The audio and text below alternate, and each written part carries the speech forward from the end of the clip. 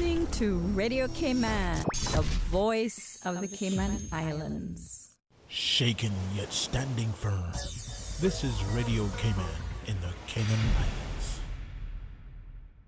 For the Record is brought to you by Vamped Motors, the only authorized Ford and Toyota dealership serving the Cayman Islands. Cayman Pharmacy Group, with a location in West Bay and professional pharmacy at CTMH Doctors Hospital. The Cayman Pharmacy Group has a location for you just around the corner. Seaboard Marine, with over 35 shipping ports, find your shipping solution by calling 949-4977 or visit seaboardmarine.com for competitive rates. Coca-Cola, available across the Cayman Islands from Tortuga Distributors. Accept no substitutes. Taste the feeling with Coca-Cola. Brand Source Home Gallery, inspiring luxury. And Fidelity Bank. Fidelity, we're good for you. Also brought to you by Ropers Enterprises, 122 Industrial Way. Products and services for better public health. Green Turtle. Take a ride on the Green Turtle Express today. Download the Green Turtle app, the future of mobile, saving lives today. And the Ministry of Commerce, Planning and Infrastructure. Visit energy.gov.ky/competition to win a home energy makeover worth up to $20,000. This is For the Record with Orrett Connor. Coming to you live from Radio Cayman Studio. For the record. For the record. For the record. Hear from your government officials, independents, and the opposition on issues that matter to you. For the record. Engage in an open dialogue between residents and lawmakers. For the record. For the record. For the record. Informative, impartial, insightful. This is your talk show. 1-800-534-8255. Your calls, your input. This is For the Record. And now, your host, Orrett Connor. Good morning and welcome to For the Record. Today is Monday, the 26th day of October 2020. Trust that everyone had a restful, peaceful, enjoyable weekend, although it may have been wet.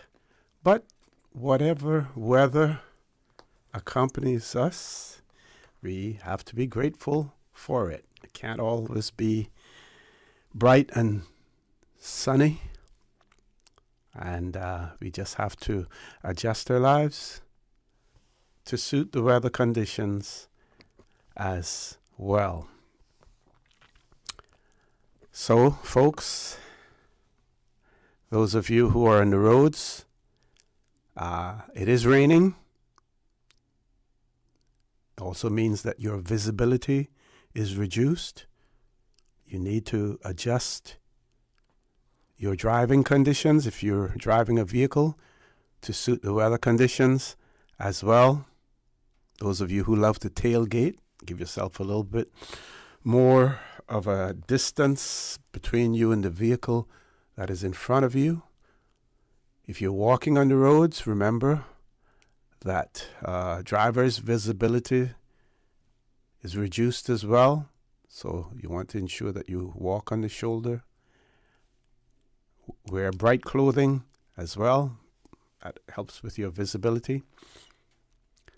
If you're a cyclist on the roads of the Cayman Islands, you want to be extremely cautious as well. Make sure that you have some reflective clothing as well as flash some sort of lights on your bikes. That will help you along.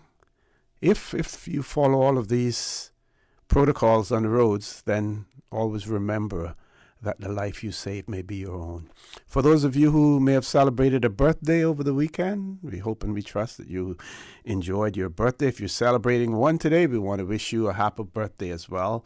And of course, those of you who have lost loved ones, we want to extend our sincere condolences to you. And we hope and we trust that your faith will help to carry you through these very challenging times. So, folks, I want to thank you for allowing Radio Cayman and, by extension, For the Record, into your homes, into your vehicles as you traverse the busy and wet roads of the Cayman Islands, into your places of work, wherever that may be. As you know, For the Record is a show produced by the staff and management of Radio Cayman and it is geared towards keeping you abreast of issues as they arise and play out on the local, regional, and international scene. I am your host, Orrett Connor, and you're welcome to join me every Monday, Wednesday, and Friday from 7:30 a.m. until 10 a.m.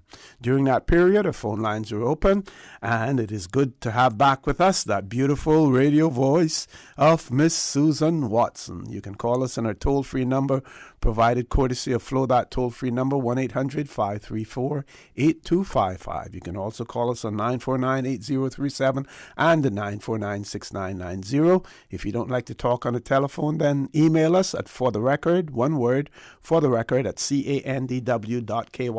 WhatsApp us, 925-3261, where you can send us a text message or leave us a voice note, the contents of which will be played during the course of the show. And of course, you can follow us on YouTube simply by subscribing to Radio Cayman live stream. This morning, our first guest in the studio will give us an update of hurricane update and our state of preparedness. We're not out of the woods yet, and with perfect timing, it is my pleasure to have in the studio with me this morning Mr. Lennox Vernon. Mr. Lennox Vernon, and he is the Assistant Director of Logistics and Operations at Hazard Management Cayman. Mr. Vernon, good morning, sir. Welcome to For the Record. Good morning, Mr. Connor, and good morning to all the listeners. And if the voice sounds familiar or the name sounds familiar, Mr. Vernon formerly worked with 911 for over 20 years, I believe, right? Am I correct? Yes, you're correct. Okay.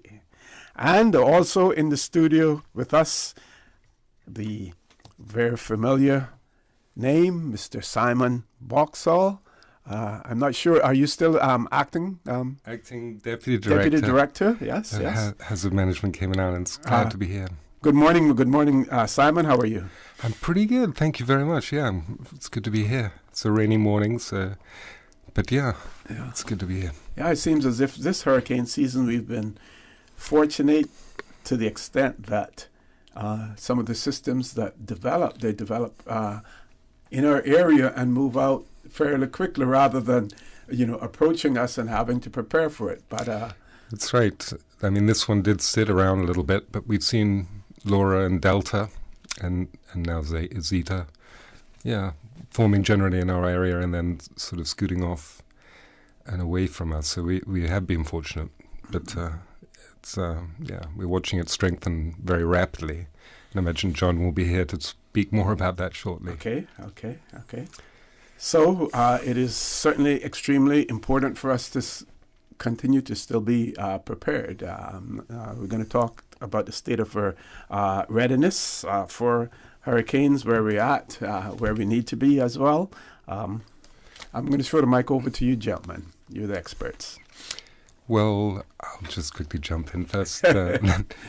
Yeah, absolutely. We're really, really happy to announce today that we're beginning a CERT team in Little Cayman. Mm-hmm. This was an area of vulnerability for us. And so Teresita De Silva, our Planning and Preparedness Officer, and sometimes Acting Deputy as well, is over there leading that with Danny Coleman and our partners from Red Cross. So we're expecting, I think how many is it? Probably about 30 people to join this team, and with Little Cayman being kind of away over 80, 90 miles away from us here in Grand Cayman, I think it's really important that we have that team established. We have one in Cayman Brac already. Mm-hmm. So this is a big development for us. Okay. And we're continuing our program, even though this year's been pretty busy with going into the schools, getting people prepared there. So we anticipate probably most of the both public and private schools we will have covered over the next couple of weeks, and we've been working through this in October, including the PTAs, the parent-teacher associations, and the teachers. So I think coming off the earthquake back in January, we want residents to feel confident, as they should, that the schools have a plan, that they know what they're doing. But in terms of preparedness, yes, we it's been a long year for people, but I think it's shown a lot of our resilience and our ability to get through these things. And, even though some of the long-range forecastings are still anticipating additional cyclone activity in the Western Caribbean, Northwestern Caribbean area over the next couple of weeks, I don't think we're out of the woods yet. So definitely, we've got to keep our watch up. Okay. Now, for the benefit of our listening audience, what is a CERT team? Do you want to get into that one, Lennox? I can touch on that. Sure. CERT team is a community emergency response team, and they go through about 30 hours of training, if I'm not mistaken. And involved in that training, they do first aid, CPR, fire suppression, disaster psychology as well. Yeah, yes. There's about 10 different things. Yes, a number of different things that basically prepares them and equips them that in the event a disaster does strike, they can activate and function to a degree until first responders reach to their community. Mm-hmm. Now, who decides about the formation of a CERT team? Can communities ask for that assistance to set one up in their particular area, or is it decided by hazard management? It's certainly, if we have a community that's interested and there's like a champion for it in a community, that's definitely something we look at, but it's a decision that's made between hazard management and the Red Cross, our partner.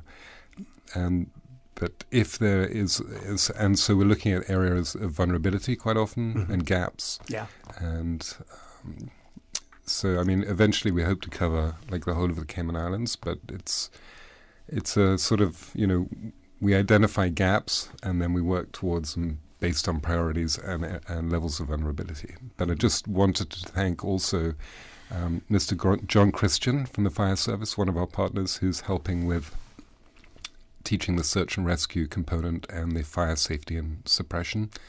And obviously the Red Cross, who's a critical partner. And we've had a lot of support from Mr. Tate McFarlane in Little Cayman, the district officer over there, and Charmaine Kaur, who's the nurse over in Little Cayman. So, it really is it's a partnership. And I think Ms. Charmaine in particular has really sort of pushed for it, and it's good. I think it's going to definitely help, as Lennox just mentioned, if there's an impact, how do we keep these communities safe, functional, resilient for 3 to 4, 5 days, whatever's needed before government can maybe move in and provide additional support.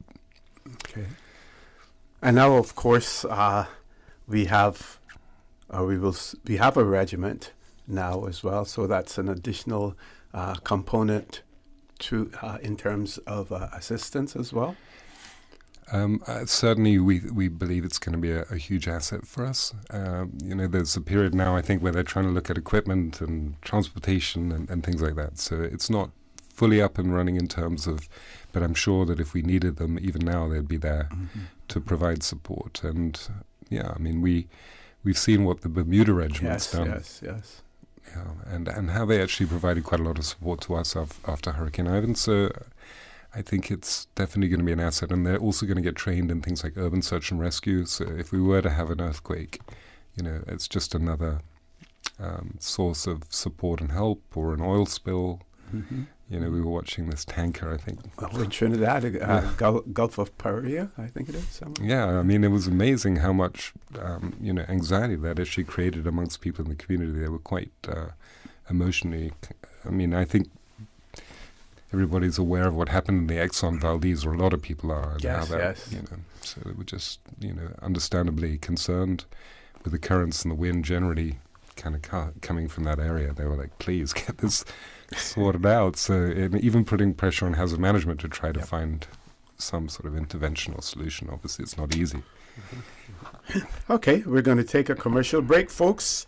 Don't change that dial. Please stay tuned. The conversation with Mr. Lennox Vernon and Mr. Simon Boxall will continue after this short commercial break. The Cayman Islands boasts of a long, colorful, and rich history. In tribute to our roots, Radio Cayman, the voice of the Cayman Islands, is pleased to bring you the Historical Vignette Series, brought to you by Rotary Central. For more than 110 years, Rotary members have used their passion, energy, and intelligence to take action on sustainable projects. The Cayman Islands, He hath founded it upon the seas. The first Cayman Education Act was pushed through the legislature in 1902, but not without much controversy.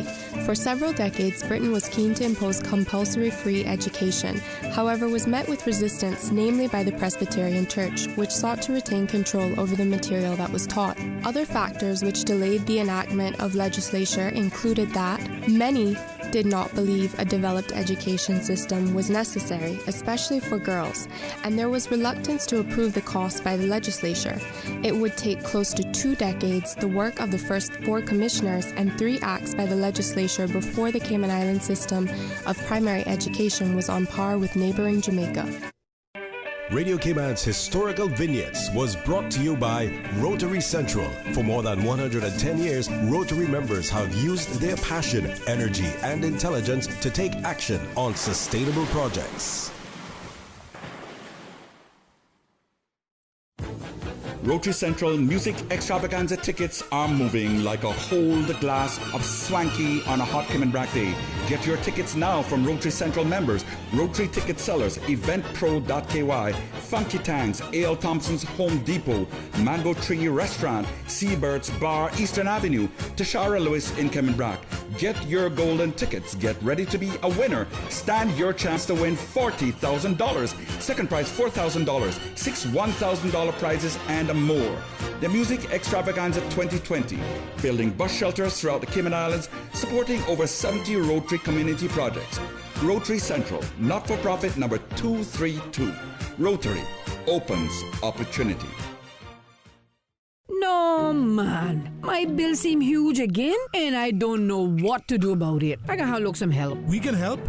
The Ministry of Commerce, Planning and Infrastructure has teamed up with CUC to give you the chance to win a home energy makeover worth up to $20,000. Not only will this lower your utility bills, it will increase your home's value. We are also giving away 8 home energy audits worth up to $1,900 each. Open to all homeowners in Grand Cayman. Entry is now open via www.energy.gov.ky/competition. Proudly sponsored by CEL Cooling, Mitsubishi, Foam Pros, Cooling Pros, and more. Use less, save more. Enter today. Green Turtle. Modern solutions to get you through the new normal. Download the Green Turtle app now and top up yours or a loved one's phone with any mobile carrier in any destination. Home delivery of laptops, tablets, phones, accessories, and iTunes and major online retailer gift cards. And now, home deliveries of groceries and courier service. Guaranteed delivery within 2 hours from 9 a.m. to 3 p.m. Visit their list of products at greenturtle.ky or download the Green Turtle app today. Green Turtle is not only the future of mobile, but today it can help save a life. Take a ride on the Green Turtle Express today. Download the Green Turtle app, the future of mobile, saving lives today. It was a day that changed my life. No words can describe the feelings of seeing my baby boy sick for the first time. The overwhelming feeling of fear to be responsible for his health and happiness became my priority. So I did what any nurturing mother would do when their baby is sick. I took him to get some of the best medicine possible.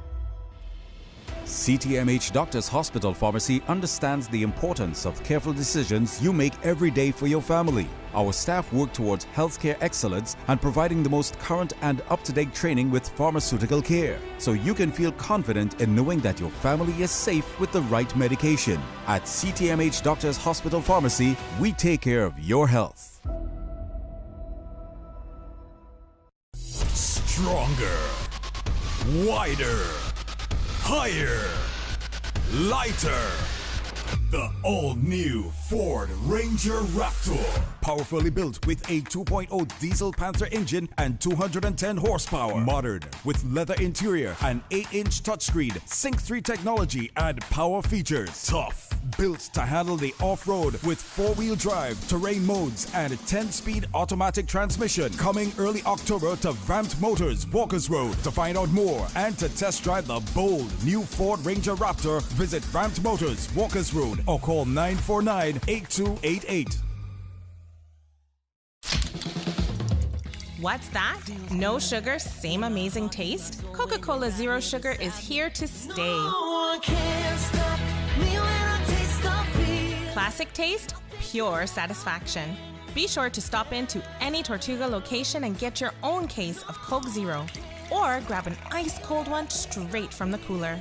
Brought to you by Tortuga Distributors Limited. Coca-Cola, taste the feeling, K-Man. Hi, I'm remodeling our bathroom. I have a few questions. Sure. What are some ideas to make my bathroom feel larger? How do I know if I'm picking the right vanity? How do I choose a new toilet or a new countertop? Also, the lighting is terrible. Can I put a window or a skylight? And do I really need an exhaust fan? You've come to the right place. At Brand Source, we custom design kitchen and baths, and our talented design team can help answer your questions. Whether you're looking for a modern, functional family bathroom or a luxurious personal retreat, we'll help create that beautiful space that makes your home yours. And if you're in a rush for a new look and have a limited budget, our ready-to-install bathroom vanities, built with solid wood and countertops of the finest materials, are a quick and easy remodeling solution. For the very best in custom-designed kitchens and baths, visit Brand Source Home Gallery on Dorsey Drive, Industrial Park, K-Man's Kitchen and Bath Center. System 1 loaded. 1-800-534-8255. What is on your mind when it comes to the government, independence, and the opposition? Issues that matter to you. 1-800-534-8255. Waiting to hear from you. For the record. This is For the Record with Orrett Connor. Good morning and welcome back to For the Record. It is my pleasure to have in the studio with me this morning Mr. Simon Boxall and Mr. Lennox Vernon from Hazard Management Cayman. We're talking about different things. We'll be talking about late season storm formation, why we see storms develop in the Western Caribbean Sea. And of course, we're going to be joined by Mr. John Tibbetts, the Director General of the Weather Service here, National Weather Service in the Cayman Islands as well. We'll be talking about that. We'll take a look back at the 1932 hurricane, if any of us remember that one, as well as notable storm in November, most recent ones that we really had in November as well. So, gentlemen, we have about one of those. I think you had a pretty important role in this. Yes. So we have about 6 minutes before we go to our 8 o'clock news. Again, the mic's back over to you. Great. Well, thank you very much. So yes, season is not over. As you know, we've had hurricanes form in November. Two actually impacted us on November 8th. One in 1932, and as you said, there aren't many Caymanians left now that actually went through that, but those stories definitely got passed down. And then again, another hit to the sister islands, November 8th, Hurricane Paloma, where, as I said, you had a vital role as a cabinet secretary, making important decisions, and I think you helped decide to send a couple of hundred generators across the Cayman Bragg. I remember the then leader of government business, Honorable Kurt Tibbetts, sitting in my office and me working the phones, trying to acquire as many as possible. Actually, I was in South Carolina when it developed, and I had to rush back over as well. Vacation rescinded. That's something I think, a lot of... it's part of being a civil servant, when you're called up to do the thing, and that's now in our law, enshrined in our law, that we can actually rescind vacations and redeploy civil servants if needed, with input from their heads of department. But so hurricane season in most well, the statistical peak is the middle of September, but for us, because we have this warmer water in the Western Caribbean, and it tends to be where hurricanes form in the latter part of the season. They form obviously off the coast of Africa, the Cape Verde hurricanes earlier on, and then we see them start to form over us or near us or due south of us. And so that's kind of what we were seeing over the past few days. And it's quite difficult sometimes when they form so close to you to have a really good sense of what's going to happen in terms of intensity, what direction they're going to go in. And so, and it's kind of our responsibility, I think, to err on the side of caution. We've been seeing so many of these storms kind of blow up and become so intense so quickly. And even this one now, I'm sure John will talk about it more in a minute. Zeta is likely to reach hurricane status in the next hour or two if it hasn't already been announced in the latest advisory. So it was already at 70 miles an hour, but the steering currents were very weak. It was just effectively parked there. So we weren't certain exactly what was going to happen with Zeta, but we knew it was going to be rainy for sure. But in terms of the waves and whether it's going to become a major hurricane or something, I mean, it looked unlikely that was going to occur. But we still have to closely monitor. And I think our residents were saying that they are I think increasingly prepared, increasingly conscious that we can get through these things if we prepare appropriately. Okay. And to that end, I'll just like to add that despite the forecast leading the storm away from us, we have to be cognizant of the flooding that it also brings, and quite a number of people came on being set so low already. They have to be aware of the flooding issues that some of these storms bring, and they just got to be prepared and get ahead of it, because there's very little time to prepare, as Simon said. And I think, we're seeing quite a lot of potholes now on the road, and they're covered up with water. So, really try to be a bit more careful over the next couple of days in particular. Actually, just adding to that as well is the wave action. We saw just a few weeks ago a number of vessels on the 7 Mile Beach and other places got damaged. So, again, that preparedness aspect, there's a lot of things to do. In this day and age, we own so many assets, cars, boats, and so on. And as soon as a system forms, I think we got to get going, really. Yeah. Do we find that people these days are more aware when these systems start to develop what they need to do with their vessels? Because I think more often now we see vessels being damaged simply because people have failed to take the precautionary measures of moving either taking the boats out of the water or moving them to another part of the island. In the old days, those and we certainly didn't have the type of weather predictions that we have now, but those people knew exactly what to do. Yes. I think you're right. I think we probably need to start to provide more notice for swells and impacts on the west side of the island. I think we certainly saw that with Laura, that there was very little time for people to actually move the boats. And again, it's the uncertainty sometimes when these things are forming right over you. And I think it was interesting to see what Mr. Joey Wood, he was speaking with the Director General of the National Weather Service.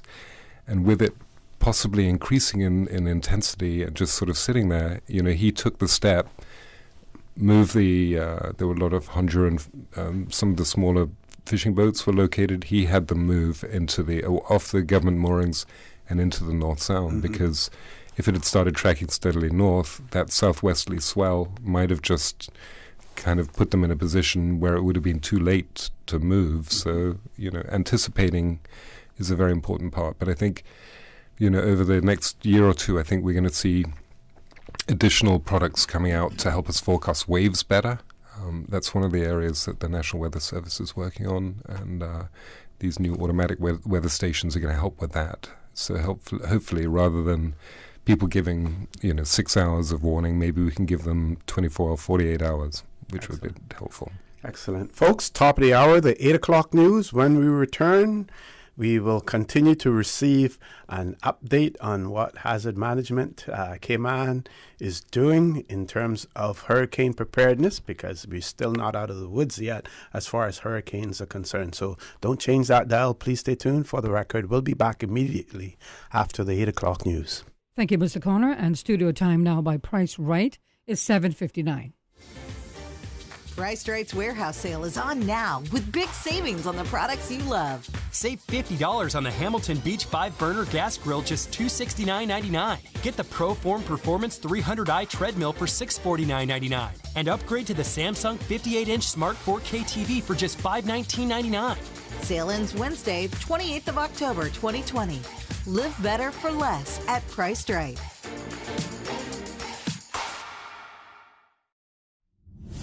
The voice of the Cayman Islands. 89.9 FM in Grand Cayman and 93.9 FM in Brack and Little Cayman. Silver wings shining in the sunlight. Radio Cayman. The 8 a.m. news is proudly sponsored by the Chamber of Commerce Pension Plan. For further information, please visit chamberpension.ky. The Cayman Islands Chamber of Commerce Pension Plan. We're here for you. Did you know that between May and August 31st, in support of the COVID-19 Emergency Withdrawal Program, the Chamber Pension Plan leveraged IT and human resources to successfully review over 16,000 member applications, approve over 12,000 applications, and paid over CI $130 million to our plan members. We are the Cayman Islands Chamber of Commerce Pension Plan, and we're here for you. For further information regarding the Emergency Withdrawal Program, visit chamberpension.ky. And for information as it happens, follow us on Facebook, LinkedIn, or Instagram. Email admin@pensions.ky or call 745-7630. Your voice, your choice for today's biggest news. Radio Cayman, the voice of the Cayman Islands.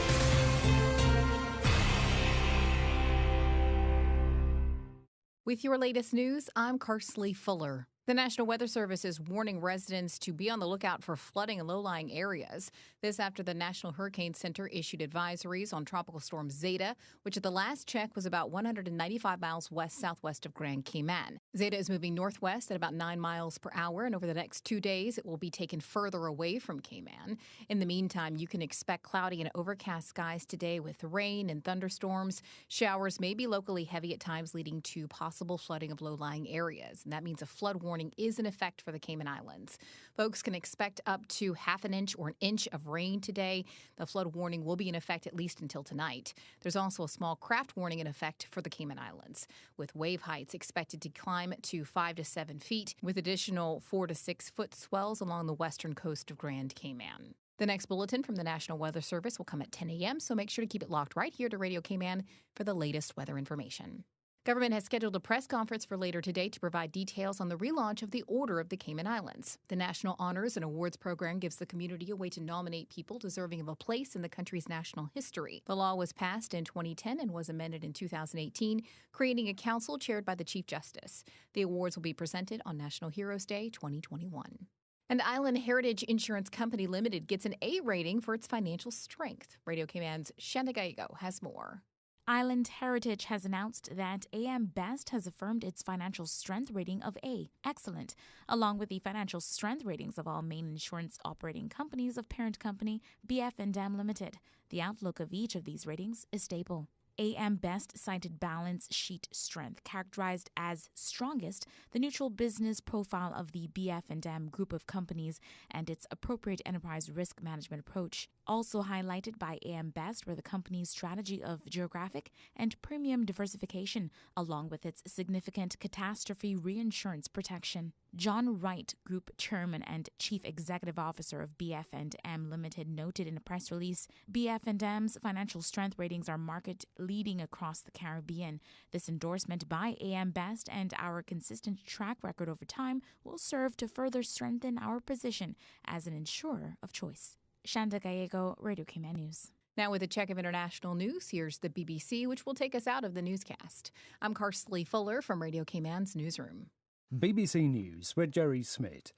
An opposition call for a general strike in Belarus has seen workers picket state-run factories and students stage sit-ins and demonstrations at universities across the country in the latest effort to oust President Lukashenko. Striking workers have chanted slogans outside factory gates, but turnout at this stage does not appear huge. A rights group says more than 120 people have been arrested. Russian airstrikes in northern Syria are reported to have killed a large number of Turkish-backed militia fighters in the mainly rebel-held province of Idlib. Reports say as many as 80 fighters may have died, which represents an escalation of the simmering conflict in northern Syria. The French government Scientific Advisory Council says the country is probably seeing 100,000 new coronavirus infections every day, twice the figure being picked up in tests. New restrictions have come into force in several European countries as infections surge in many parts of the continent. A nationwide overnight curfew was brought in Spain. In Italy, gyms, pools, cinemas and theatres have shut, and restaurants, bars and cafes will close for all but takeaways. The Japanese Prime Minister has pledged his country will cut greenhouse gases to zero by 2050 to become carbon neutral. Yoshihide Suga's position represents a major shift for the world's third largest economy on climate change. Palestinian officials have called for an international investigation into the death of a Palestinian teenager in disputed circumstances as he was being chased by Israeli soldiers. Palestinian sources say he was beaten by Israeli soldiers in the occupied West Bank late on Saturday night. And South Africa says Egypt, Ethiopia and Sudan will resume on Tuesday African Union-mediated talks on a giant dam on the Nile. And those are the latest stories from BBC News. The 8 a.m. news is proudly sponsored by the Chamber of Commerce Pension Plan. For further information, please visit chamberpension.ky. The Cayman Islands Chamber of Commerce Pension Plan. We're here for you. We are a not-for-profit, member-centric plan with a democratically elected volunteer board of trustees representing all sectors of the Cayman Islands economy. We have an all-in expense ratio of less than 1%, over 20,000 members, and $490 million in assets under management. We were the first multi-employer pension plan approved by the regulator in the late 1990s, and today we are still strong, secure, and are here for our employees and employers alike. If you would like to join or require further information, visit chamberpension.ky. And for information as it happens, follow us on Facebook, LinkedIn, or Instagram. Email admin@pensions.ky or call 745-7630. The Cayman Islands Chamber of Commerce Pension Plan. We're here for you. Stay in touch with Radio Cayman for the latest in news and information. Follow Radio Cayman on social media, Facebook, Instagram, Twitter. Download the Radio Cayman app or log on to our website, www.radiocayman.gov.ky. Radio Cayman, your voice, your choice, your radio. Rotary Central Music Extravaganza tickets are moving like a hold glass of swanky on a hot Cayman Brack day. Get your tickets now from Rotary Central members, Rotary ticket sellers, eventpro.ky, Funky Tanks, A.L. Thompson's Home Depot, Mango Tree Restaurant, Seabirds Bar, Eastern Avenue, Tashara Lewis in Cayman Brack. Get your golden tickets. Get ready to be a winner. Stand your chance to win $40,000. Second prize $4,000. 6 $1,000 prizes and more. The Music Extravaganza 2020. Building bus shelters throughout the Cayman Islands, supporting over 70 Rotary community projects. Rotary Central, not-for-profit number 232. Rotary opens opportunity. Welcome to Funkatang Shedden Road. 2 locations for your satisfaction. Welcome to Funkatang Savannah. Is there anything we can assist you with? Is there anything we can assist you with? If you are looking for electronics, musical instruments, small appliances, car stereos, dish network services, and home security systems. Oh, that's easy. Funky Tanks. Also, remember, they've got TVs in many sizes, from 20-inch up to 60-inch. Mom, what are prices for this? I know you can't afford it. Affordable. Funky Tanks is your store and more. DVDs and CD players. A variety of headphones, iPads, Kindles, laptops, digital cameras, iPods, Xbox game machines, and Wii. Best in electronics and more. Funky Tank. In town, 949-0998. Or in Savannah, 943-0998. Funky Tanks accept all major credit and debit cards for your convenience. They open late on weekends. Come by Funky Tanks, Shedden Road and Savannah. Huge savings at Funky Tanks through October 31st. Get your Amazon Fire Stick for $64.95. LG 65-inch TV for only $698.95. Samsung 32-inch TV just $198.95. And Samsung 50-inch TV for only $498.95. Magnavox portable DVD players are $89.95 each. Sale items are too many to list, so you have to visit Funky Tanks and check them out for yourself. Funky Tanks, Shedden Road in Savannah. Registration is ongoing for the Department of Tourism Pride webinars.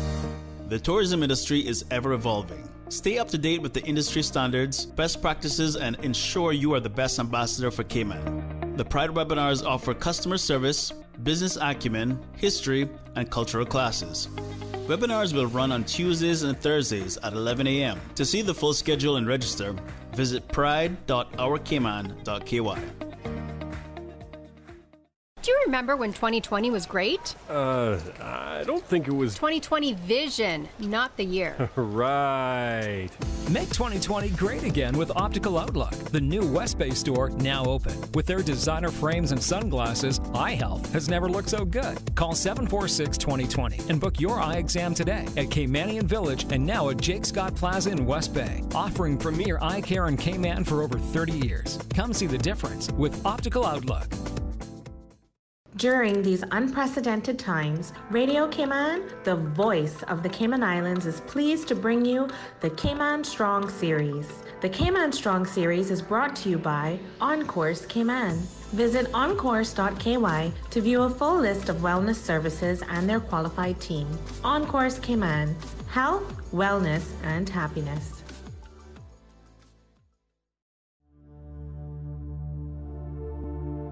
Change your thinking, change your life. There's no great success without commitment. As motivational speaker Tony Robbins said, individuals who succeed have a belief in the power of commitment. If there's a single belief that seems almost inseparable from success, it's that there's no great success without commitment. If you look at successful people in any field, you'll find they're not necessarily the best and the brightest, the fastest and the strongest. You'll find they're the ones with the most commitment. Change your thinking. Change your life.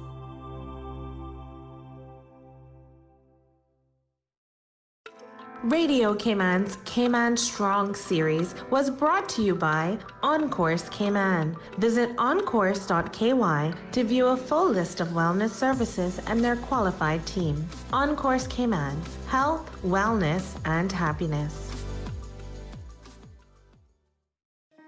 These days, feelings of loneliness, anxiety, stress, and depression can be overwhelming. Just know you are not alone. OnCourse Cayman offers private mental health services for children, teens, adults, and groups. Visit oncourse.ky to view a full list of wellness services and their qualified team. OnCourse Cayman, health, wellness, and happiness.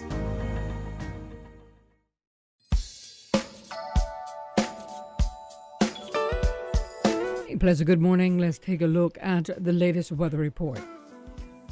Current temperature is 79 degrees. Relative humidity is 89%.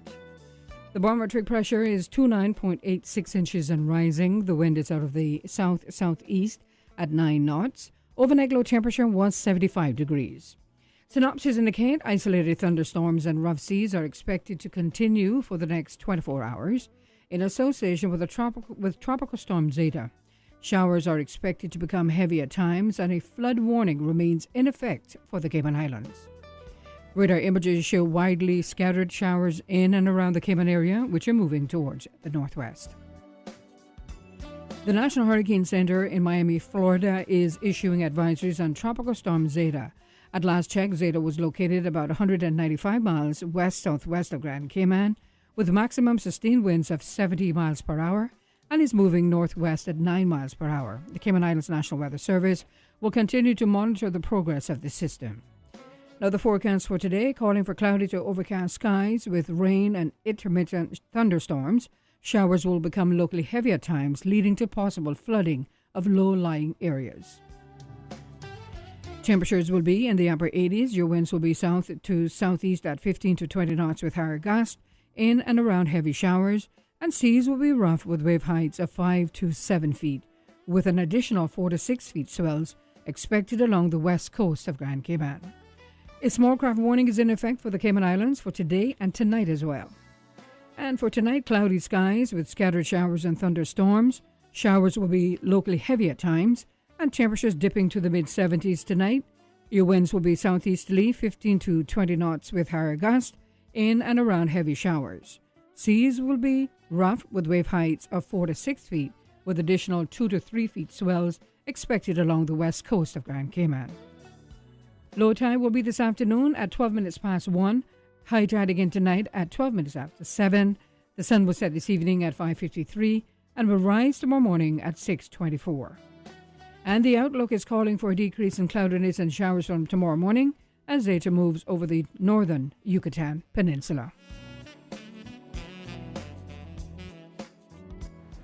The traffic report is brought to you by Subway. Planning a meeting, event, or office celebration? Visit subway.ky to place your catering order today.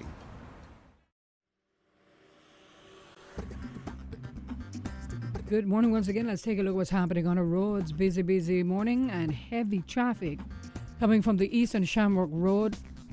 A lot of delays expected as you head on down to Georgetown.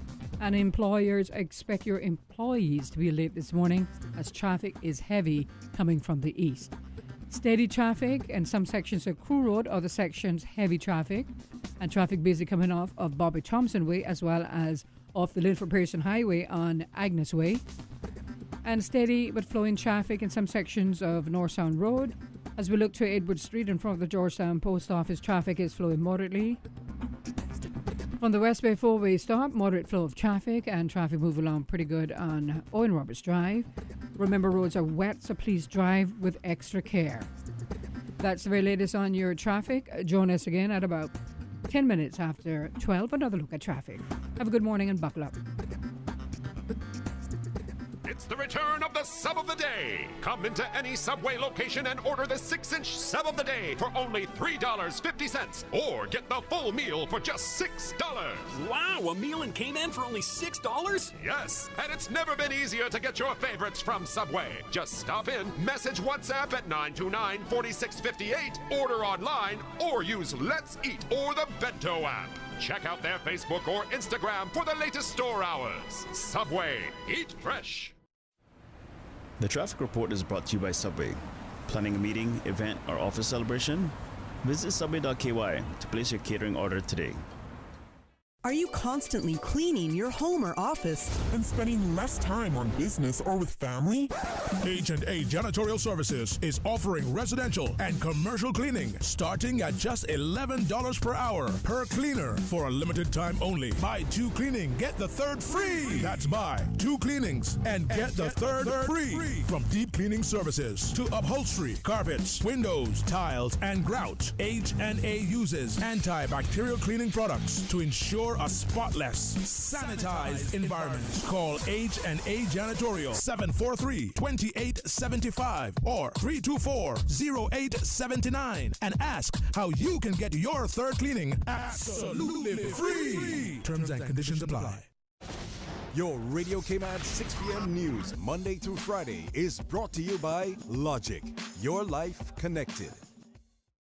What a great spot for lunch. I haven't been here in ages. I saw it on Experience Cayman. What's that? It's a free online festival showcasing all the great things to do in Cayman. Oh, that's so cool. I'll check it out for sure. Now, what are we having for lunch? Experience Cayman is a celebration of everything local to rediscover all the best things to see and do in the Cayman Islands. Visit gov.ky/Experience Cayman and follow Experience Cayman on Facebook and Instagram. Brought to you by the Ministry of Commerce, Planning and Infrastructure. From district to district, moving through the waters to Cayman Brac and Little Cayman. Your station, your voice. All things Cayman. One radio, many people. This is home. Radio Cayman in the Cayman Islands. For the record with Orrett Connor. Initiating system. For information that matters. For the record with Orrett Connor. Continues right now on Radio Cayman. Good morning and welcome back to For the Record. It is my pleasure to have in the studio with me this morning Mr. Simon Boxall from Hazard Management Cayman. Also with us, Mr. Lennox Vernon. He's the Assistant Director for Logistics and Operations at Hazard Management Cayman, and the man in the room, Mr. John Tibbetts, the Director General of the National Weather Service here in the Cayman Islands. And we're going to give the mic over to Mr. Tibbetts, and he can give us the latest update as well. Good morning, OC. Good morning, sir. Welcome. Good morning, guys, and good morning, listening public. As you know, we've had this developing system to the west of us. It has gradually become Tropical Storm Zeta, and it is forecast to become Hurricane Zeta later on this afternoon. The latest information on it indicates that it is now well to the west of the Cayman area and moving away from us. The system is expected to become a hurricane later on today, probably by 2 o'clock this afternoon. Okay. And as it moves further away from us, one of the things that was has been very made people very nervous for the last couple of days, basically, is that this system doesn't seem to make up its mind. It was just dragging along, and 1 minute I was looking at a forward speed of 2 miles per hour, next minute it was stationary. And then yesterday afternoon they relocated the center a little bit more northeast towards us. So the other part, that speed now has become a bit more established. It is now moving northwest at about 9 miles per hour. And I think to a certain degree that has to do with the fact that it has now added some strength to it. Okay. The low-level steering currents is very weak. If you remember back when we had Delta in here, Delta came across and it left us with a broad area low pressure covering the Western Caribbean. We had a fake storm, if you want to call it that, in between where the models were forecasting this huge monster of a storm, and that went out. But what was left for the last few days has been a broad area of low pressure, and in a broad area of low pressure, a weak tropical depression, tropical storm, doesn't have much steering current, and that's why you could see this. It's been drifting this way and drifting that way. Okay. So now that it has become more established, now the steering currents in the upper levels can pick it up and move it out of the Cayman area. All right. So as scary as it sounds, it actually needs to add some strength to get out of here faster.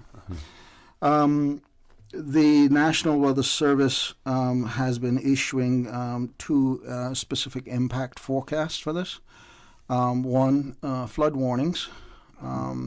The bands of showers kind of came back across us this morning, and so we ended up getting some more rain this morning, and we don't believe it's finished yet. We still have some in the forecast. The other one is the marine conditions, and the marine conditions are going to impact you in 2 ways. One is the wind waves, which are the winds are gonna be have a tendency to be from the southeast for right now, and that means those wind waves have a tendency to impact the south coast. But the system is to the west of us and it's intensifying, so you're getting swells coming off of that, and you're seeing those along the west coast. Now, you've got 2 things to consider here. One, this system is going to become a hurricane later on today. Okay. From that general information, you would go, hey, we're going to get a lot more swells on the west coast. Not necessarily. And I say that only because the trade-off is that while it's going to become a hurricane this afternoon, it is also moving away from us. And as it moves away from us, its impact on us will lessen. Okay? And I think by this afternoon and going into tonight, you're talking about it's going to be up near the Yucatan Channel. And you're going to start to see some of the diminishing effects of it from then. However, we do think that we have enough moisture around the area that we'll still have a few showers around, and I think the flood warnings are actually going through Tuesday, so we'll see how that works out, and the forecast is that the Weather Service will continue to produce those products and shoot them off, and you can get those via the local media, our website, Facebook. So we've been sending information out. Okay. Now, speaking about flooding, and or how do we go about preparing for flooding in the Cayman Islands? Well, thanks for that. And flooding has a number of different issues. Obviously, possibility of if your roof hasn't been maintained and things like that, then you may get issues there. But we see quite a lot of mold in Cayman in a lot of people's houses. We're very low lying. So, and in some areas we have quite impenetrable cap rock. So, without rivers and things, and without quite a lot of soil in many areas, we end up waiting for evaporation to take this water away. So you can get this, as we've seen, days of rain, this kind of accumulation that occurs, and it can sit. So, I mean, we used to play in them when we were young and swim in it and paddle around in it. You know, nowadays people are a bit more concerned. Some people like to put like a light solution of bleach, a few drops of bleach in a bucket. You know, if the kids are running in and out with their bare feet and things like that. But yeah, flooding is a concern, and as we increasingly develop in some of the areas that are wetlands, we're seeing you know, parts of Cayman that traditionally didn't flood. So exercise caution when you drive through it. I think the tendency for some is to try to push through quickly in their car. That increases the chance that it's going to stall out.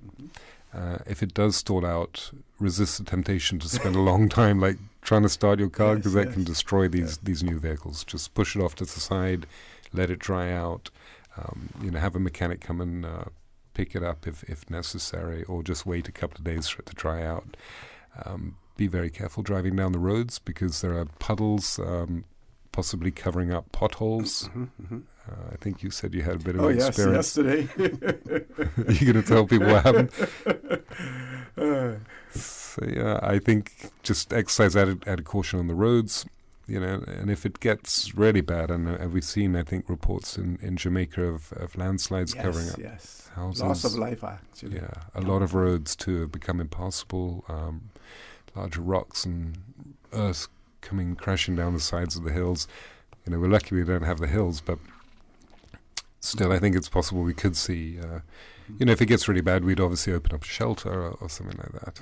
How is the National Roads Authority as far? I think they're responsible for the drainage system, especially on the roads. How are they with that? I mean, I think they face a challenge quite often with these systems, because you know, we have the water table's quite low, so the hydraulic forces that actually sort of cause the water to gradually drain away. In some areas there's very little sort of pull on the water, so it sort of sets. So while yes, cleaning the drains can help, certainly at the beginning of the hurricane season we encourage, you know, everybody, NRA and residents, to try to keep their drains clear because of the sort of dry leaf litter and stuff that's accumulated. But at this time of year, quite often, you know, the ground's so saturated, and particularly if we have a high tide, it's just not easy for the water to leave some areas.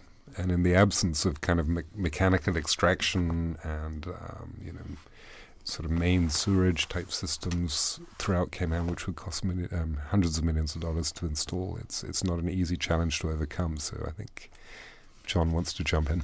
All right, John, go right ahead. Yes.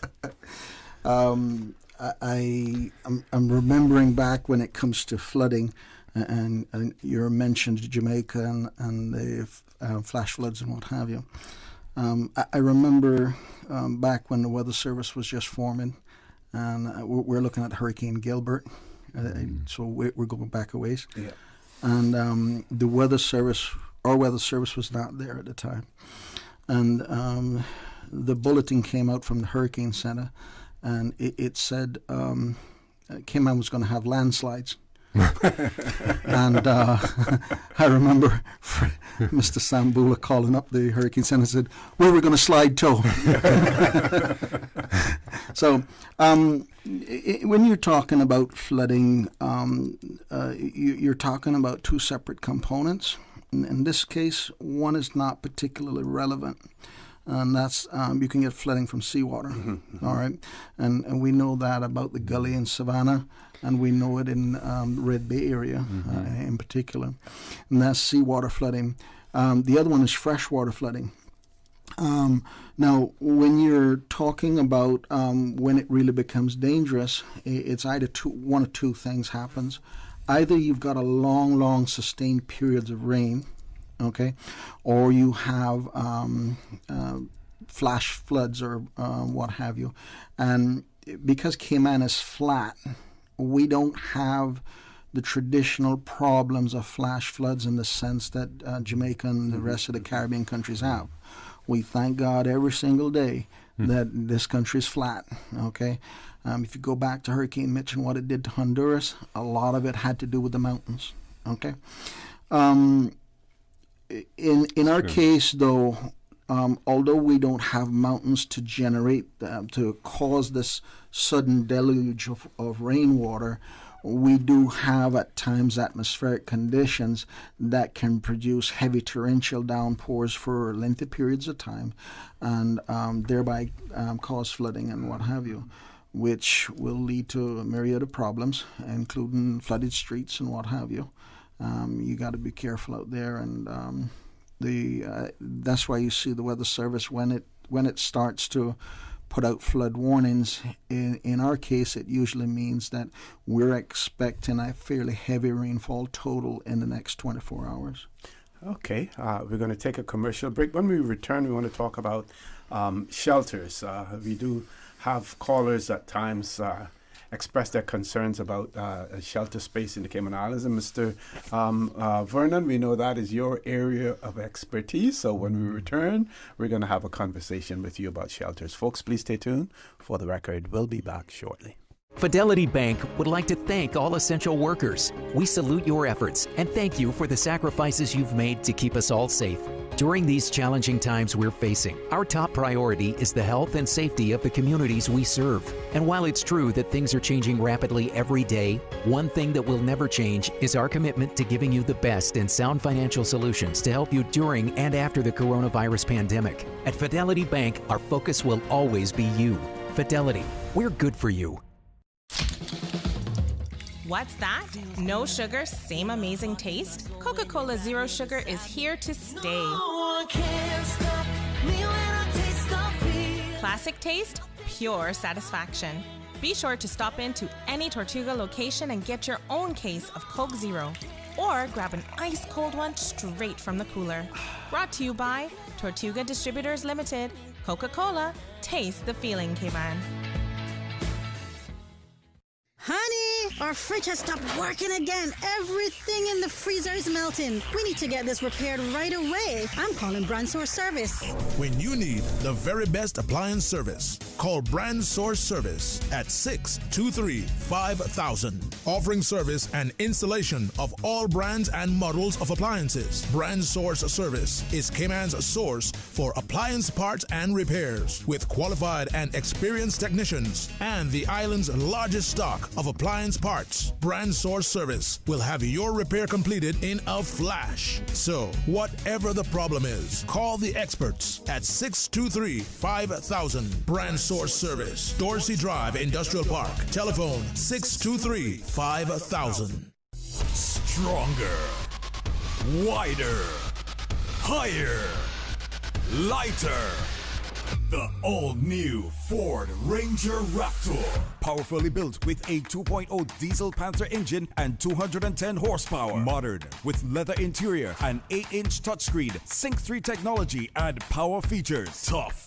Built to handle the off-road with 4-wheel drive, terrain modes, and a 10-speed automatic transmission. Coming early October to Vamped Motors, Walkers Road. To find out more and to test drive the bold new Ford Ranger Raptor, visit Vamped Motors, Walkers Road, or call 949-8288. Nominations are now open for the 2021 National Heroes Day Awards for Seafaring Heritage. Nomination forms are available from the Ministry of Health, Environment, Culture and Housing, Government Administration Building in Georgetown, Grand Cayman. The Cayman Islands Seafarers Association in Prospect, Grand Cayman. The District Administration, Government Administration Building in Cayman Brac, and online at celebratecayman.ky, the Ministry of Health.gov.ky. Deadline for submissions is Saturday, 31st October 2020. Only completed nominations received by the deadline will be considered. System 1 loaded. 1-800-534-8255. What is on your mind when it comes to the government, independence, and the opposition? Issues that matter to you. 1-800-534-8255. Waiting to hear from you. For the Record. This is For the Record with Orrett Connor. Good morning and welcome back to For the Record. In the studio with me this morning, the Director General of the National Weather Service in the Cayman Islands, Mr. John Tibbetts. Also with us, Mr. Simon Boxall, who's the acting Deputy Director of Hazard Management in Cayman, and Mr.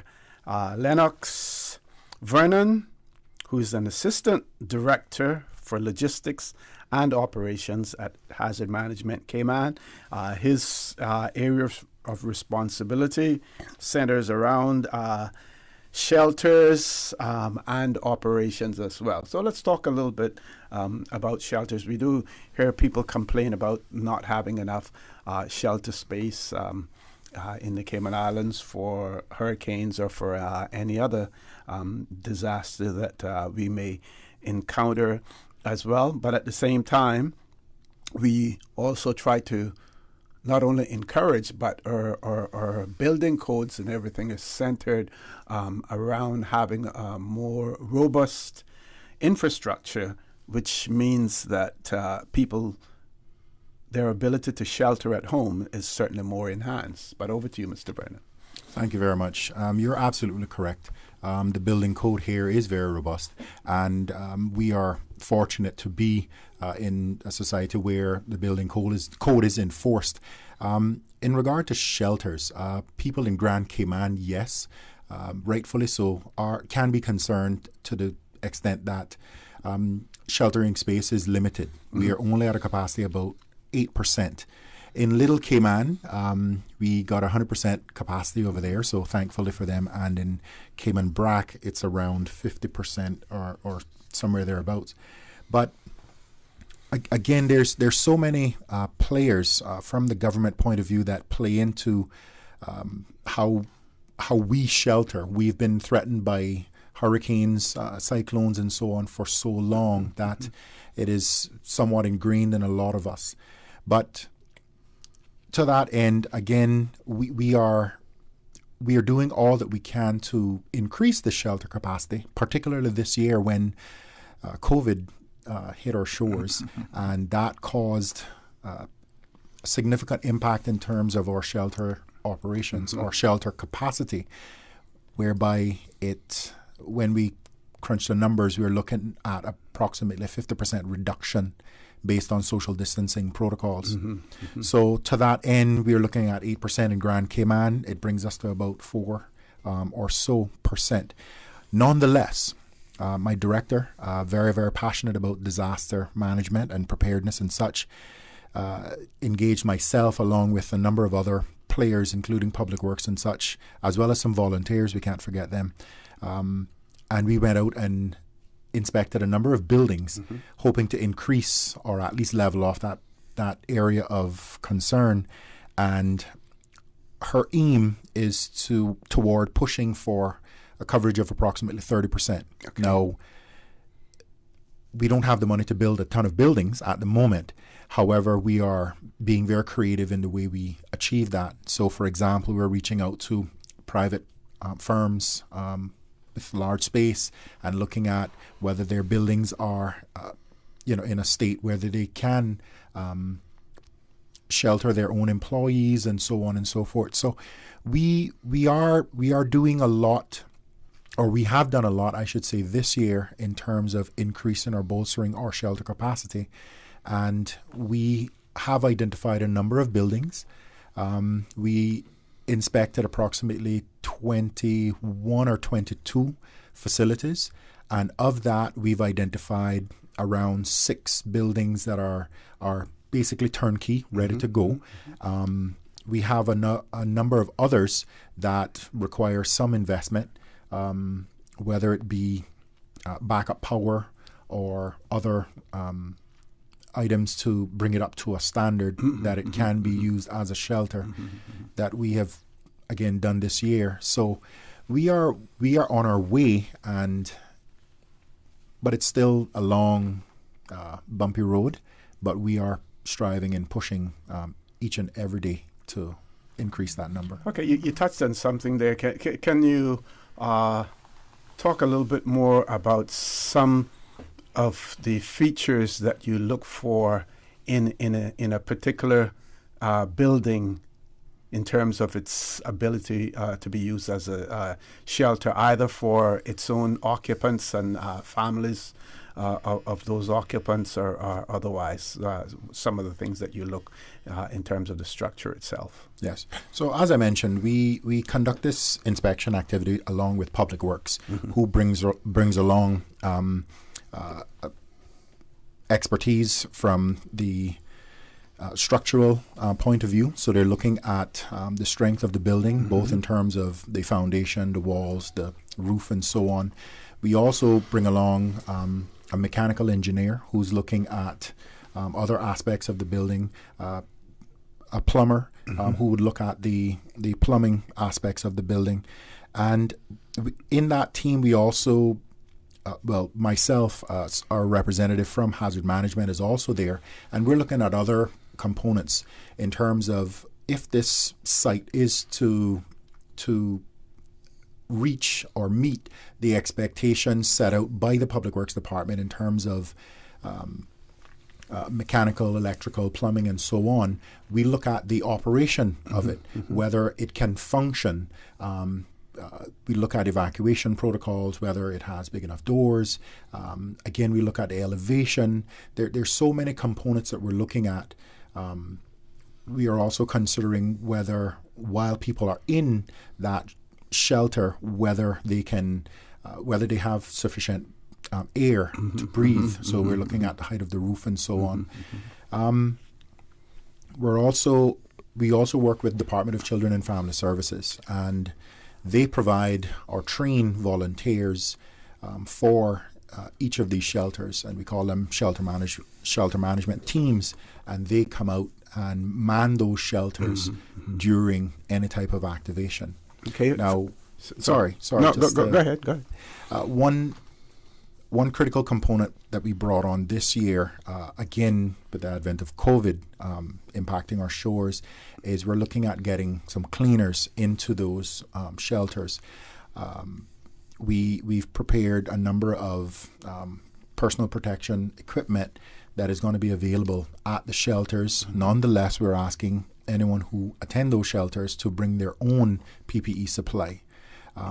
But the impact this year in particular has been quite different, but it allowed us to open our eyes and be more proactive and consider so many different areas, in regard to shelter operations. Okay. Mr. Boxall, from a policy standpoint, is the government or hazard management, are they prepared in instances where you may find a building that is somewhat suitable but may require some enhancements to it to bring it up to speed for if the owners of that building or the occupants of it are not in a position to enhance that building to the standard, to the level that you want? Is the government prepared and willing to make some minor investments to bring it up to speed on condition that it will be used as a shelter? It's an interesting question. Obviously, we've seen it occur a little bit with some of the churches. Yeah. So, I mean, there was a little bit of controversy attached to that, but we're extremely grateful to have both the church in West Bay coming online. Possibly Lennox can mention the name of that church. I forget it right now, but and the one in West Bay. So I would say yes, and I think, in fact, you're the chief scout, has possibly even suggested that maybe we can use the scout building, which would be incredible. We have offered. But again, I think there's an issue with a generator there, and I'm sure that's the sort of thing, certainly, that government would look at. I mean, I don't want to tie down government's hands to anything, but I mean, it would seem to make complete sense, and it's a two-story building, again, which is another added advantage. Obviously, we want to look at things like being accessible to everybody, and so we're looking to make sure that the facilities are, freely accessible to people with disabilities. Eventually, we're all going to age into disability here, and so it's actually become an increased focus for us. And we've been working a little bit more on having a mental health professional in every shelter, a quiet room, and just a few added cots for some of the elderly people that we expect will come to the shelters.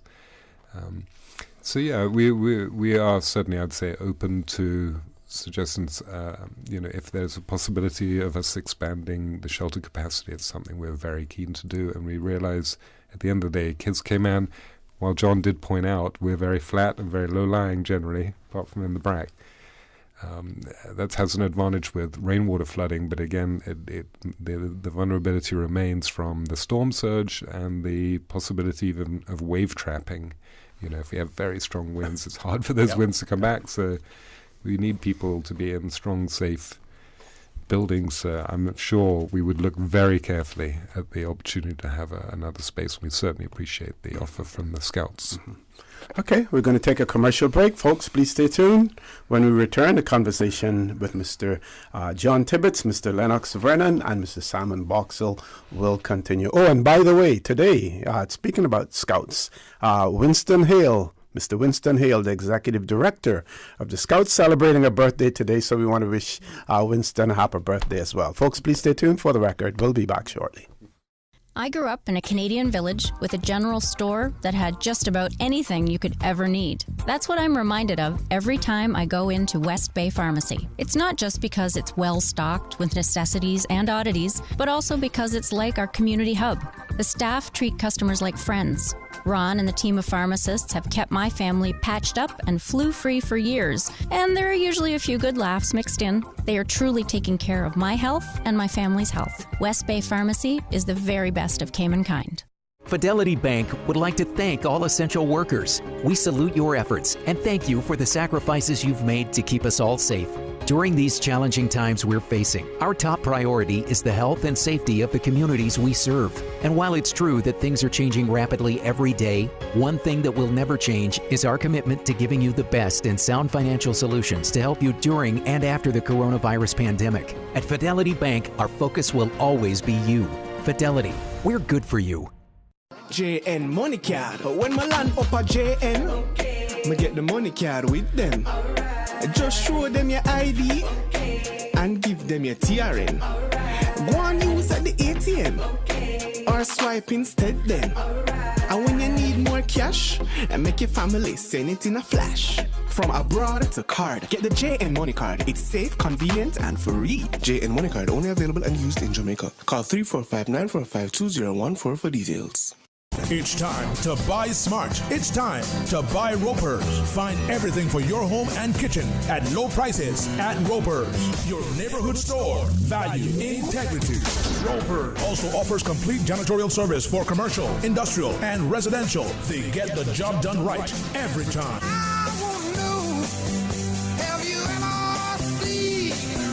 122 Industrial Way, 949-2511, or email janitorial@ropers.ky.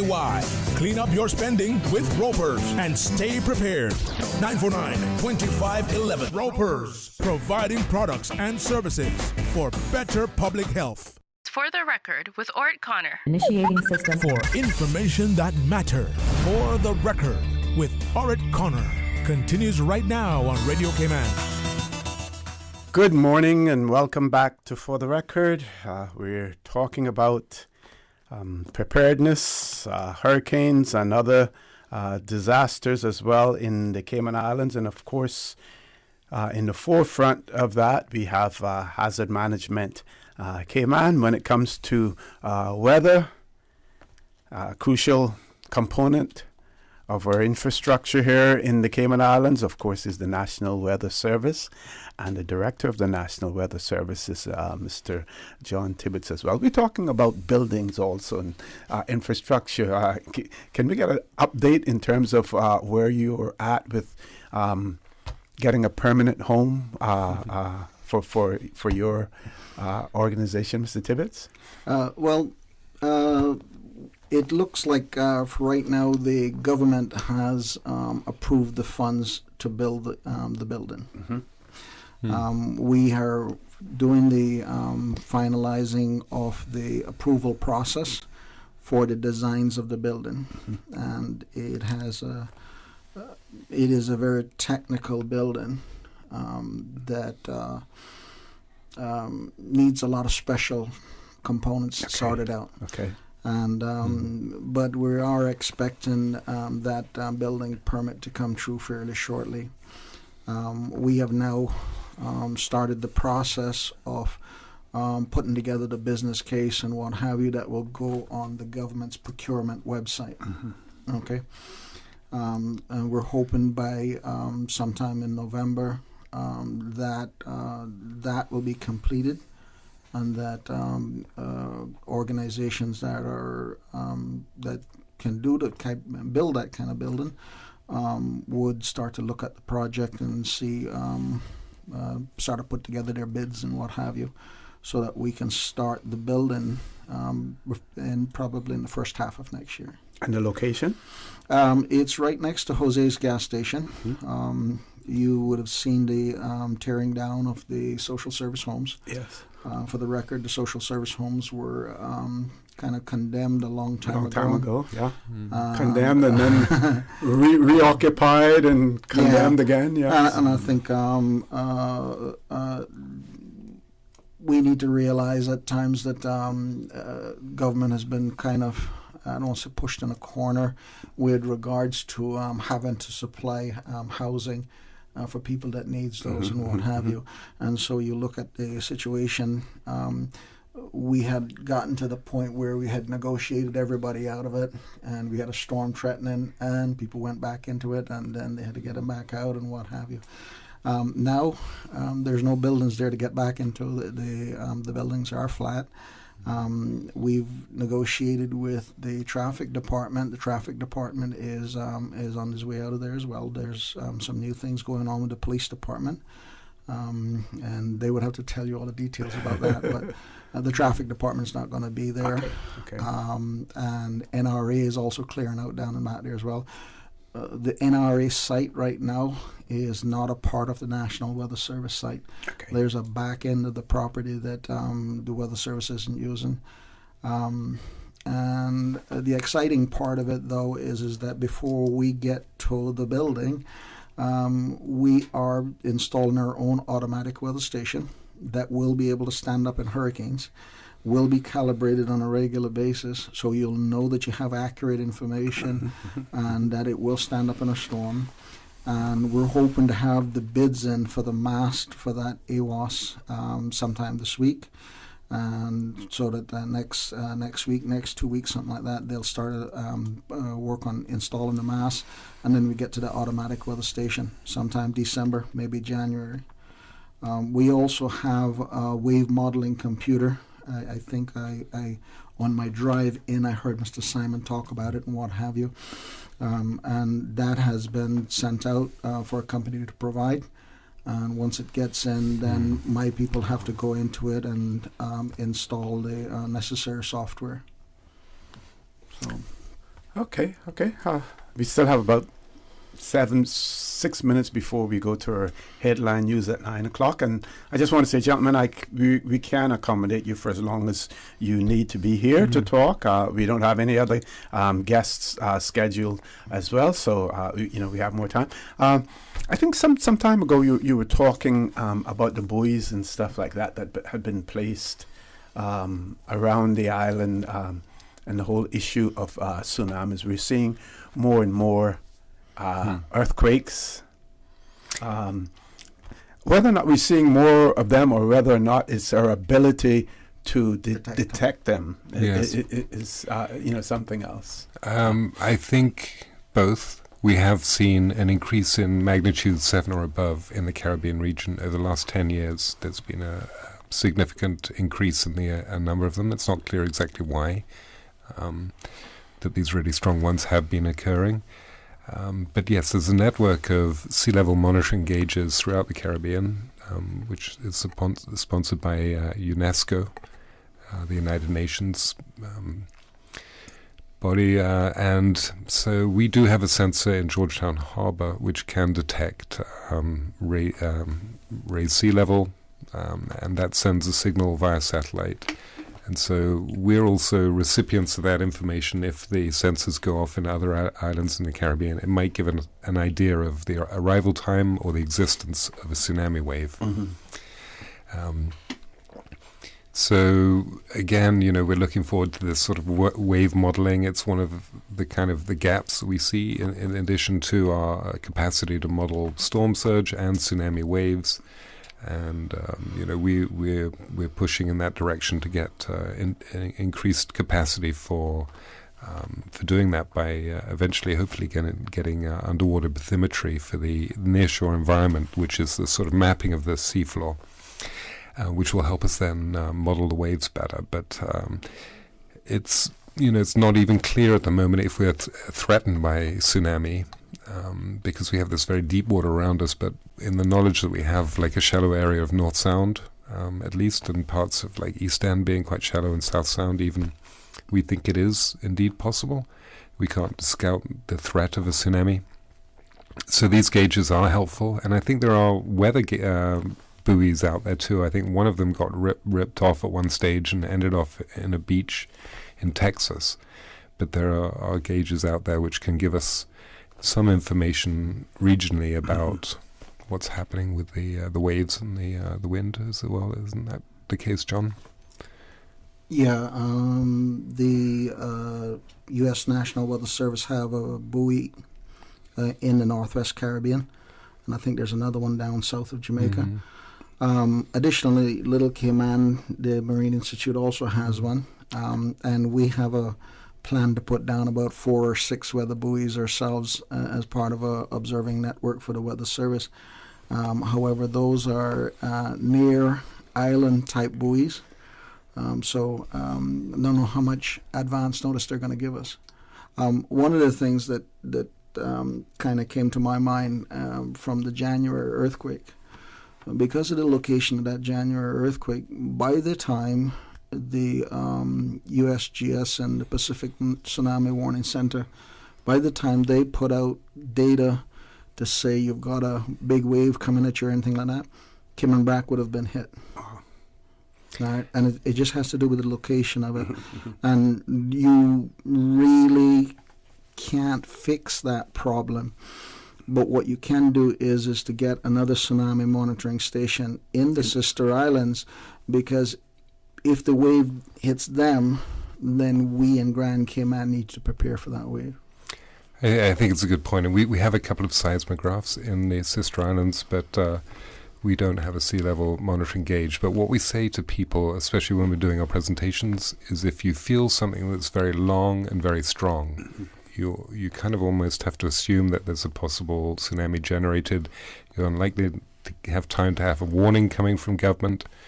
You almost need to act on the assumption that something could be coming. So what we say to everybody is think about in terms of where you live, maybe where you work. Think about it if you had 5-10 minutes to get somewhere that's elevated, and in some areas the option might be a sort of a reinforced concrete building, a second story or above. If you're on the coast, then move away. So you might just feel like a very long earthquake, but not very strong. So that might tell you, oh, that might be off somewhere a bit further away, like Jamaica. But again, the long ones in particular could be a sign that there's been like an underwater landslide or a slip or a slump.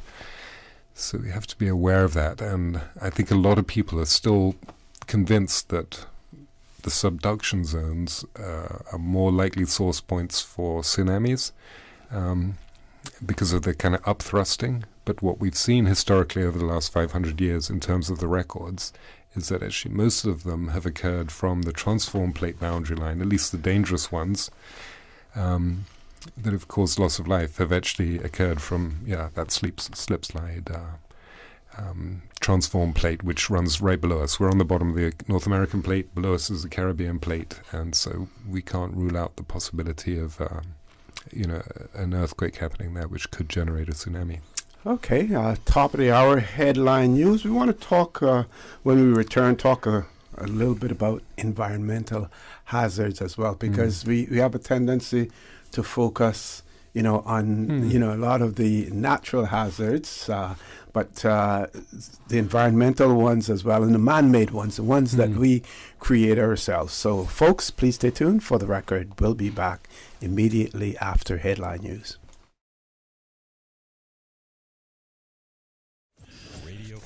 It's only 2 species that we have here on the island. Your voice, your choice. It is in the best interest of the people of these islands. Local, regional, international. This is Headlines from Radio Cayman's newsroom. Today's biggest news. Government reported an additional positive COVID-19 test result on Friday. A traveler who is asymptomatic and continues to stay in isolation. 211 test results were reported on Friday. So far, Cayman has had 239 confirmed cases. China is once again mass testing an entire city for the coronavirus amid a regional outbreak in Xinjiang province. Around 4.7 million people in Kashgar being tested, with 138 asymptomatic cases found so far. China has been largely successful in bringing infection rates down, but there continue to be small outbreaks. And the U.S. has canceled plans to offer Santa Claus performers early access to the coronavirus vaccine in exchange for their help in promoting it publicly. Those who perform as Mrs. Claus and elves would also have been eligible for the jabs. The festive collaboration was part of a $250 million government campaign to garner celebrity endorsements of vaccinations once they are approved. But health authorities confirmed the advertising campaign has been scrapped. Those are your headlines. I'm Karsley Fuller. For the latest in news and information, follow Radio Cayman on social media, Facebook, Instagram, Twitter. Download the Radio Cayman app or log on to our website, radiocayman.gov.ky. Your voice, your choice, your radio. For the record with Orrett Connor. Initiating system. For information that matter. For the record with Orrett Connor. Continues right now on Radio Cayman. Good morning and welcome back to For the Record. We're discussing preparedness in the Cayman Islands for disasters, hurricanes, tsunamis, flooding that may go with that. We haven't mentioned mass casualties yet, but we'll talk a little bit about that also because any of these developments could result in mass casualty as well. As I said before we went to the break, I want to talk about environmental hazards. Just recently, I saw a bulletin come out about the proper storage of batteries. For instance, here in the Cayman Islands, because we're mass consumers, and we're also part of the throwaway society. We import inefficient vehicles. We have some provisions in place for their disposal, but not as much as I think that we need to have. So our risk of environmental hazards are quite high.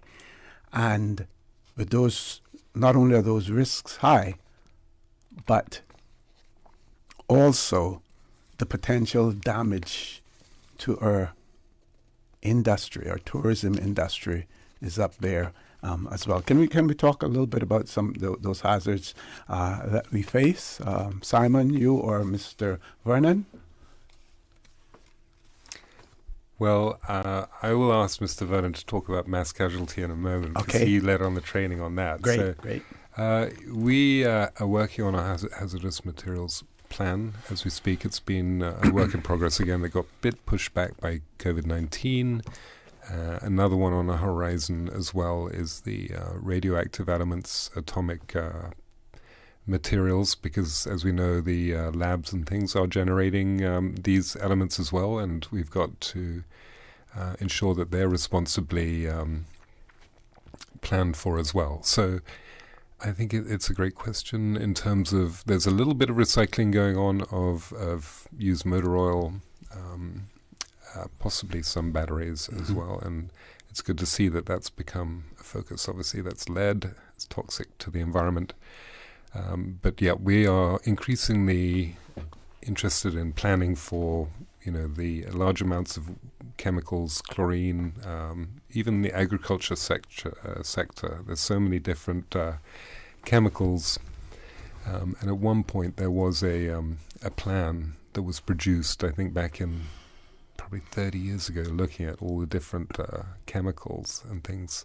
Obviously we don't see a lot of labeling either of buildings or of vehicles that are transporting acids and chlorine and all these different things that are moving around, and people probably would be quite surprised at just the quantity of these sorts of chemicals, and so we would like to certainly sort of move towards a more structured, both in terms of for the safety of workers as well, and for the public and for our first responders who sometimes have to show up at these locations not aware if there's hopefully people aren't storing things like petroleum and things, but we've seen examples of it where they showed up and there's petroleum stored in containers and things like that, people's garages and homes. But it's definitely an area we're working on, and I'm going to let John is wanting to maybe jump in. I don't know. You were indicating there. I was like, be quiet. So. I don't know if you want me to jump in, but I just wanted to point out, I guess, is that this part does impact the Weather Service, and many people might not realize it. A lot of the National Weather Service instruments of all use mercury, and mercury is very, very dangerous. Yes. So they had a conference many years ago, it's the Minimatic Conference, and I've got until the end of the year to get rid of all mercury instruments, and we're moving on that as we speak, and or we're getting rid of our mercury thermometers and mercury barometers and everything like that right now. So it is something that impacts us, and one of the hazard that you didn't mention and that impacted us earlier in the year was the dust plume. Yes. Okay. And for me, the dust plume kind of hit home a bit more, but I kept seeing a lot of things on Facebook where people were posting pictures of a sandstorm. There's a lot of difference between a sandstorm and a dust plume. Yeah. A dust plume is dust particles significantly high in the atmosphere and gradually sinking. A sandstorm is strong winds on the surface picking up the sand and the dust. Okay, two different things altogether. But there were a lot of Facebook images about it, and people were getting misinformation about it. And the other thing with it basically is that because this is part of the Sahara dust business, the Sahara dust is way over in Africa. By the time it gets way over here to the Western Caribbean, it's usually not a big problem. This was one of the larger dust plumes we had ever seen. More specifically, and this is where the danger element comes into it, we knew the dust plume was there. You looked up in the sky and you could see the sky dust. When you get over to the Eastern Caribbean, the dust is down to the surface. Okay, and that's where it becomes problematic for people like asthmatics and what have you. Okay, so. We do have a caller. Let's go to the phone lines, gentlemen. Caller, good morning. Welcome to For the Record. Good morning, sir. Caller. Good morning, sir. How are you? Good morning. Yeah, good morning to you guys. Yeah, well, when it comes to, I hear you all speaking about earthquakes and which we know tsunamis can occur after an earthquake. Mm-hmm. But government isn't prepared. Government isn't prepared. I'll give you an example. You see all the concessions that the government has been giving away. It's gone over $1 billion now. And the Auditor General has said the Caymanians have nothing to show for it. And all these years, all these concessions that have been given away could have been collected, and we had real, genuine hurricane shelters for our people in the Cayman Islands. We're supposed to have hurricane shelters with foundations at least 10 feet in height. We're supposed to have hurricane shelters that after a hurricane, we got a daycare center for children. We got a place where the old people can be in the building. And then the other people who are healthier and stronger are able to help clean up the community by having equipment inside the building, such as bulldozers and trucks, and even boats that might have been destroyed from the hurricane or whatever. And then these hurricane shelters that we have now in place are so low-lying that our elderly and little children and people who can't swim could be just lose their lives just like that. Government isn't prepared. Government isn't prepared, and that's all I like to say right now. Thank you very much. Okay, thank you very much, caller, for that. Thank you. Any comments? I think there's work to be done. Yeah. Yeah, I think, and we all admit that. There's work to be done. Yeah, and I think the caller's right. I think we have to look hard at this issue of the elevation, and in many areas we've got really low-lying land, and people are vulnerable, and we keep trying to reinforce the message that and don't necessarily totally depend, though, I think, on government. I think that's one of the great things about Cayman. We've had quite a lot of we've sort of built in self-sufficiency, I think, because of the history of the nature of just going to sea and all this lot. We can reach out to other members of our families, other people that have got strong buildings, offices, and it's correct. There is a bit of a lack of shelter capacity and shelter space, and I think we need to, that's why I think we need to take time to plan these things, think it through, sit down with the family, and actually kind of make a decision. I think it's amazing just how many people I do think still leave things to the very last minute. It's actually surprising. But anyway, and thank you for the call there, but I did want to go back. Another thing linked to what you were saying, John, about how like an environmental threat is linked to the weather. If the seas does rise, that can cover up some of the chemicals. We also have been doing a lot of work on our oil spill contingency plan.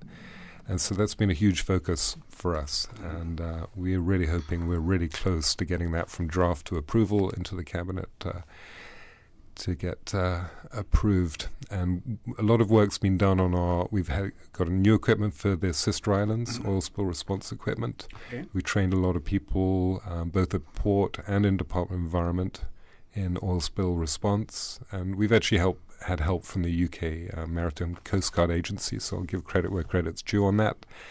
And there's been quite a bit of work, even at a higher training level, the Incident Command Systems level 2 and level 3, we've sent people off to Bermuda for a training there. So we're getting more resilient, I think, in so many areas, but I understand the impatience and the caller. I mean, we would like to see it all happen now. Of course we would. But it's just slow and steady work. Quite often we're just building our strength and capacity. And Cayman, I think we do actually move in the right direction. And even with our mass casualty management training, which Lennox led on the last one, if we had a major incident like an aircraft accident, I mean, we do think these things through. Yep, a cruise ship as well. Absolutely. Okay. Well, just to touch on one of the things that the caller mentioned, or in general what the caller mentioned in terms of sheltering. As I mentioned before, we have a very engaged, very enthusiastic director, Danielle Coleman, and she has pushed again to get our shelter capacity up to 30%. Again, some people may look at that and say, okay, well, it's not that much, but it's quite a challenge because, for example, year before last, we had to take a shelter off simply because it didn't meet the requirements. And that is what we knew as the old John Gray High School, which now SciFec. We've had to take that building off because it showed signs of structural damage. Okay. So it is quite a tall order, to be honest. Nonetheless, we are being very, very creative in the way we are bolstering that shelter capacity. So, for example, I'm aware that there's supposed to be a project proposal for a large building in the Boddentown area. So, catching wind of that, she pushed me into the meeting quite early and again talking about bolstering shelter capacity. So we spoke about building it for purpose or multi-purpose, I should say. So we are looking at jumping in, for lack of a better way of putting it, into new and upcoming developments where we can increase that shelter capacity. Okay, we're going to take a commercial break, folks. Please stay tuned. For the record, we'll be back shortly. No, man. My bill seem huge again, and I don't know what to do about it. I gotta look some help. We can help. The Ministry of Commerce, Planning and Infrastructure has teamed up with CUC to give you the chance to win a home energy makeover worth up to $20,000. Not only will this lower your utility bills, it will increase your home's value. We are also giving away 8 home energy audits worth up to $1,900 each. Open to all homeowners in Grand Cayman. Entry is now open via www.energy.gov.ky/competition. Proudly sponsored by CEL Cooling, Mitsubishi, Phone Pros, Cooling Pros, and more. Use less, save more. Enter today. What's that? No sugar, same amazing taste? Coca-Cola Zero Sugar is here to stay. Classic taste, pure satisfaction. Be sure to stop into any Tortuga location and get your own case of Coke Zero. Or grab an ice-cold one straight from the cooler. Brought to you by Tortuga Distributors Limited. Coca-Cola, taste the feeling, Cayman.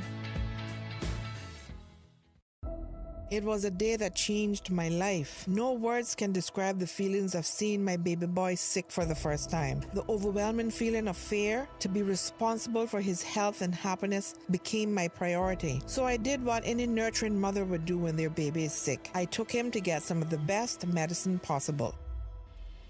CTMH Doctors Hospital Pharmacy understands the importance of careful decisions you make every day for your family. Our staff work towards healthcare excellence and providing the most current and up-to-date training with pharmaceutical care, so you can feel confident in knowing that your family is safe with the right medication. At CTMH Doctors Hospital Pharmacy, we take care of your health.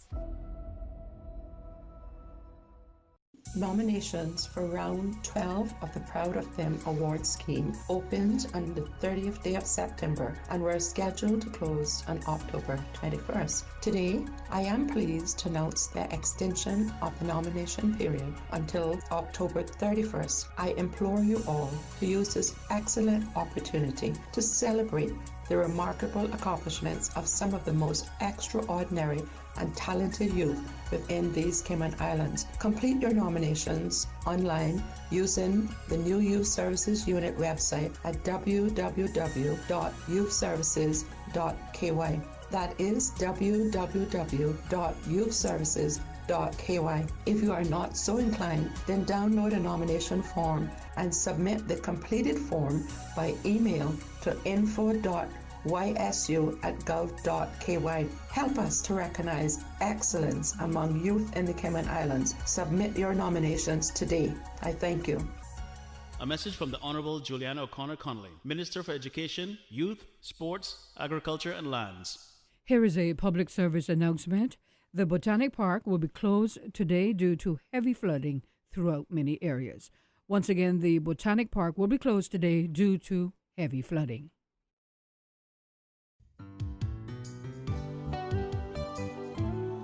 Seafaring is an integral part of the Cayman Islands' history, its identity, society, economy, and development.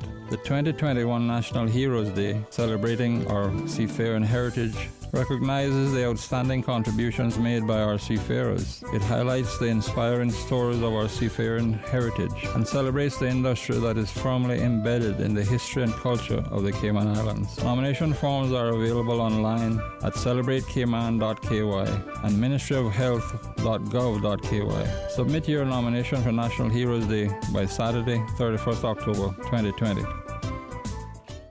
For the record, with Orrett Connor. Initiating system. For information that matters. For the record, with Orrett Connor. Continues right now on Radio Cayman. Good morning and welcome back to For the Record. My pleasure to have in the studio with us this morning the acting Deputy Director of Hazard Management, Cayman, Mr. Simon Boxall. Also with us, we have Mr. Lennox Vernon. He is the Assistant Director for Logistics and Operations at Hazard Management, Cayman. And Mr. John Tibbetts, who will soon have to leave us. And, of course, he's the Director General of the National Weather Service here in the Cayman Islands. Gentlemen, we have a question off air, and that person wanted to know, after an earthquake tremor or an earthquake, how much time is given, or when should one expect the possibility of a tsunami after a tremor or after an earthquake? Thank you for that question, and that's a great question, actually. It's quite a difficult thing to explain totally, because the earthquake can generate a tsunami far from Cayman. Like, there've been one, I think, that occurred back in 1856 off the coast of Portugal, and the wave traveled all the way across the Atlantic Ocean and eventually entered the Caribbean Sea, and I think it took about 12 hours for it to get here. So in that case, you're not going to feel the earthquake. If something occurred in the Eastern Caribbean, it might, again, you're probably not going to feel the earthquake. It might take 2 hours for the wave to get here. Yeah. If it occurred off Honduras, as we've seen off the Swan Island and Bay Islands, we've seen some quite large earthquakes. That might take 45 minutes. If it occurred right in the trench right below us, which is what we saw in December 14th, 2004 after Hurricane Ivan, that's 6.8 magnitude one. If that had generated, say, an underwater landslide, that might have been here in 6 or 7 minutes, because it moves very quickly in deep water. The water, it's from the top of the water column to the sea floor. And the whole body of the water is moving, and it moves at about 600 miles an hour in very deep water. But then as it reaches the shallows, friction will slow it down. So at 15 feet, it's only traveling at 45 miles an hour. The other mistake people, I think that it's just the side where the earthquake occurred, yes, but it wraps the whole way around, and it'll start reflecting off different islands and different land masses. So that's why we say, if you feel a very strong or a very long earthquake, again, please don't expect a warning from government. Just kind of react, especially if you're on the coast, on the beach. If you're in a low-lying area, you need to kind of get up, and obviously we don't have a lot of hills, or so you're looking sometimes at an elevated building, getting upstairs. But it was a great question, and there's no clear answer. It just depends on where the actual earthquake occurs. Okay. Mr. Tibbetts, anything to add to that? I think he's got it just about right. I think he included all of the points. If the earthquake is close, you have the matter of minutes. The HMCI is dealing with it in the correct manner, in the sense that it is more of a public education response that you need. If you're on the 7 Mile beach enjoying a dip in the sea or whatever, and you feel a heavy earthquake, then the number one thing is you are to assume that there is the threat of a tsunami. Get out as quickly as possible. And once that earthquake comes, really and truly, hazards management can't help you per se. It's up to your response. Hazards management has done the public education part of this. The other part is that I agree with the situation with these tsunamis that travel very long distances. Another thing that you mentioned also, or that you mentioned on occasion, is when we have underwater slumps and collapses of ridge and what have you. Those are not going to be an earthquake. You know, you're not going to feel the tremor of it. It's just going to happen. And so there are all kind of dangers around that you need to be very, very careful of with regards to things like tsunamis. Thanks. To add, the first solution that comes out of the United States Geological Survey after an earthquake is a computer-generated solution. So, that will come out for any earthquake magnitude 6 or above.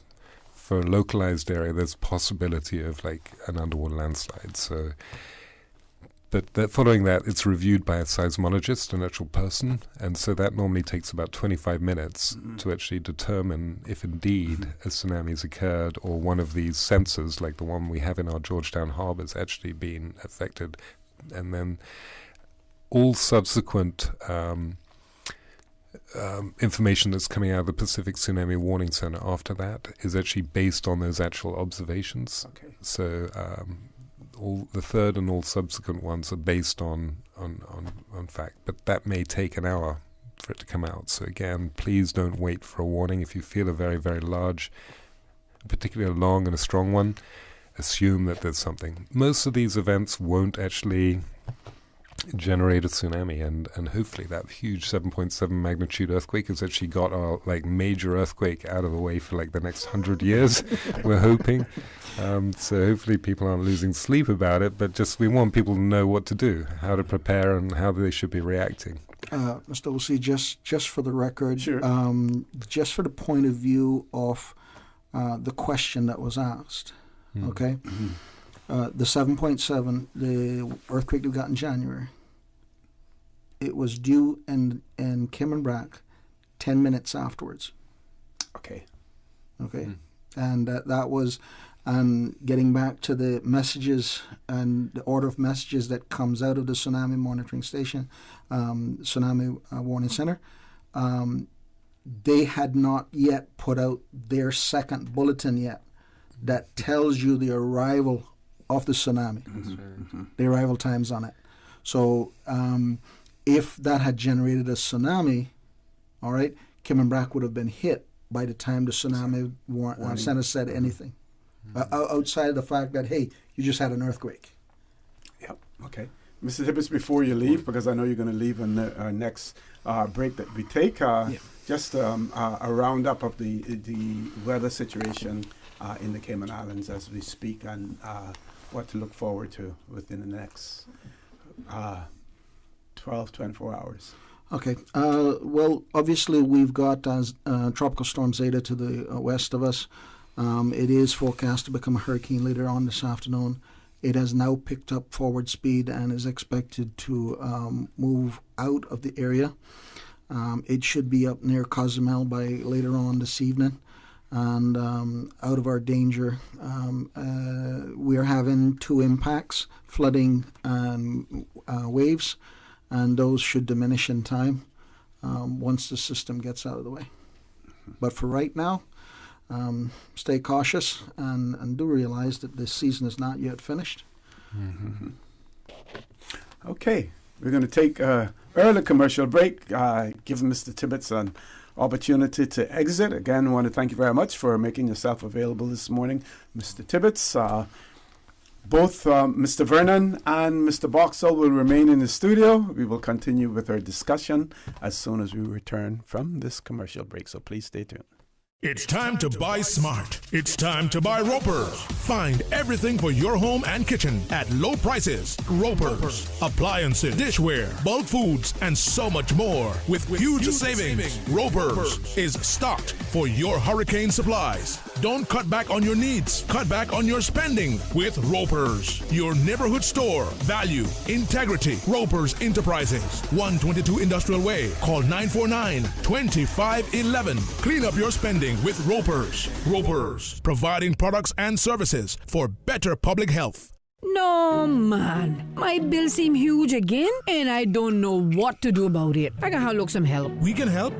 The Ministry of Commerce, Planning and Infrastructure has teamed up with CUC to give you the chance to win a home energy makeover worth up to $20,000. Not only will this lower your utility bills, it will increase your home's value. We are also giving away 8 home energy audits worth up to $1,900 each. Open to all homeowners in Grand Cayman. Entry is now open via www.energy.gov.ky/competition. Proudly sponsored by CEL Cooling, Mitsubishi, Phone Pros, Cooling Pros, and more. Use less, save more. Enter today.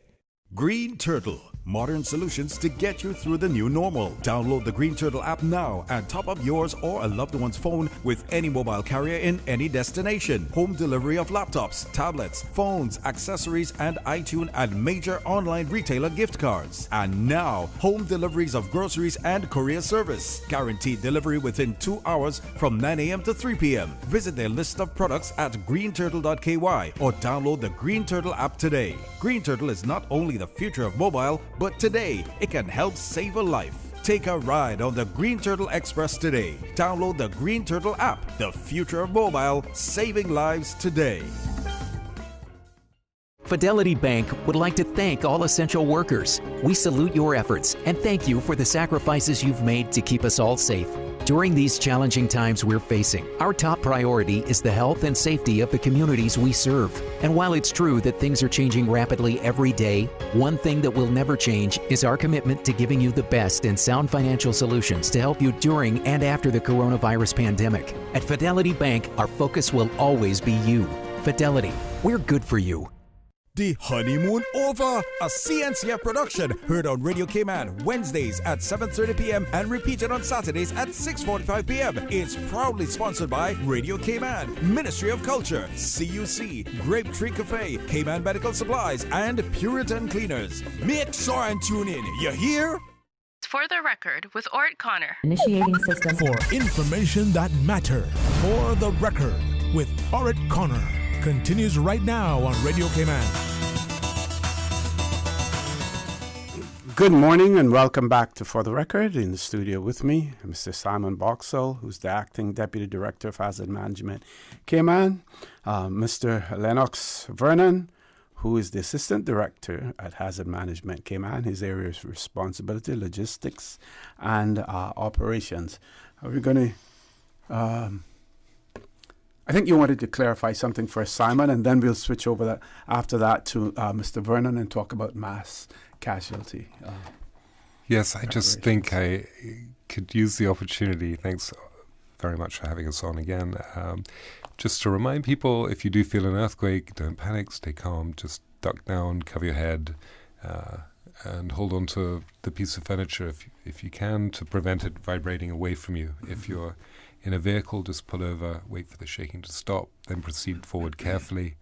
If you're outdoors, move away from trees, poles, anything that could potentially fall on top of you. And again, just crouch down. If there's nothing for you to get under, you can just crouch down and put your arms over your head like that, is what they suggest. So if you're in a building, should you remain inside the building, or because people have a tendency to run outside? That's the natural tendency. We have to remember that these are very short duration events. So if that 7.7, which we'd seen, if that had occurred close to us, it would have been almost impossible to walk. The whole ground would have been moving in a wave. Okay. But even so, they think your primary threat is from things falling from above. And quite often you see the facades of the buildings actually collapse. So they think the safest thing for you to do is actually, because it's a short duration event, is just try to get under something if you can, or protect your head from things falling above. So no, the temptation to run out the door is not considered the best and safest thing to do. If you can get under a table, that's better. Mm-hmm. Okay. And then leave, though, after it, because there's obviously the possibility of aftershocks yeah. and tsunami. Okay, Mr. Vernon, over to you. Mass casualty. So, mass casualty. We were fortunate this year, and I say this year because just when we started to talk about COVID-19 is when we were wrapping up this year's mass casualty program. Mm-hmm. So we trained and for some did some recertification. Approximately 40 students this year went quite successfully, and we had a trainer which we've been using for a few years, Mr. Burgess, coming out of Barbados, and he represents, or he's a certified trainer through PAHO, Pan American Health Organization.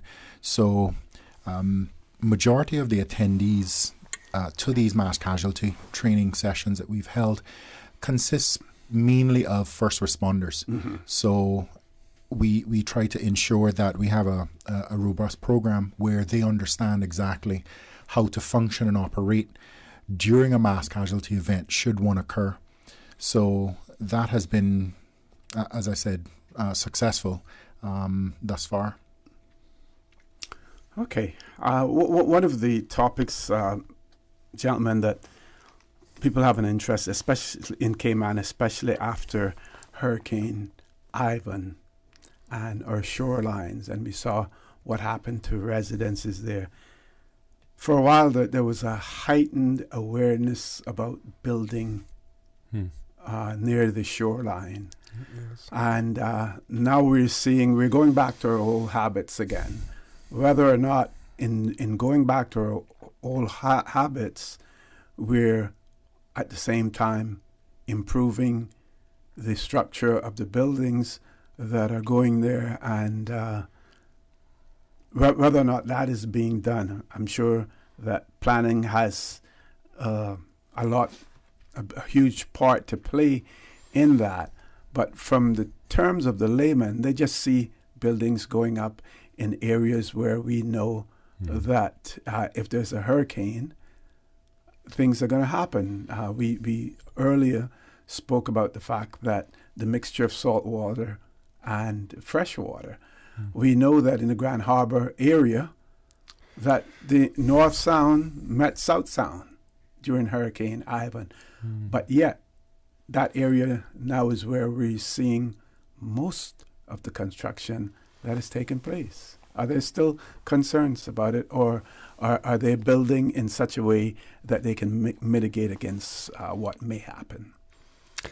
Well, just before you jump in there, Simon, just the observation the other day, and I'm not that old, but I look back at the way older Caymanians built years back, and you would notice that all of the cemeteries are on beach land or near to the shoreline, whereas majority of the homes are built inland. So I think there's a lesson learned from that.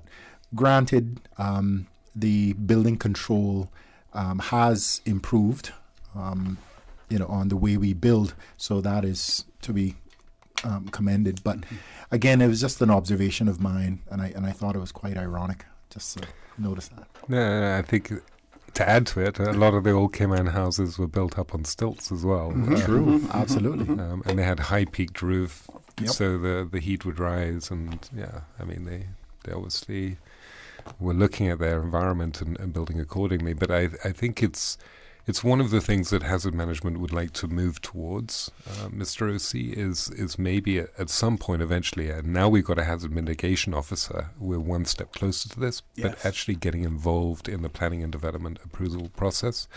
And I think we are missing a little bit of scientific data in terms of providing accurate measurements in terms of what storm surge people can have. We know it's possible that a 20-foot surge is possible in very extreme cases. We know that the height of the wave could be potentially 1.5 times the depth of the water. So if you have a 20-foot surge, we could be looking at a 30-foot wave on top of it.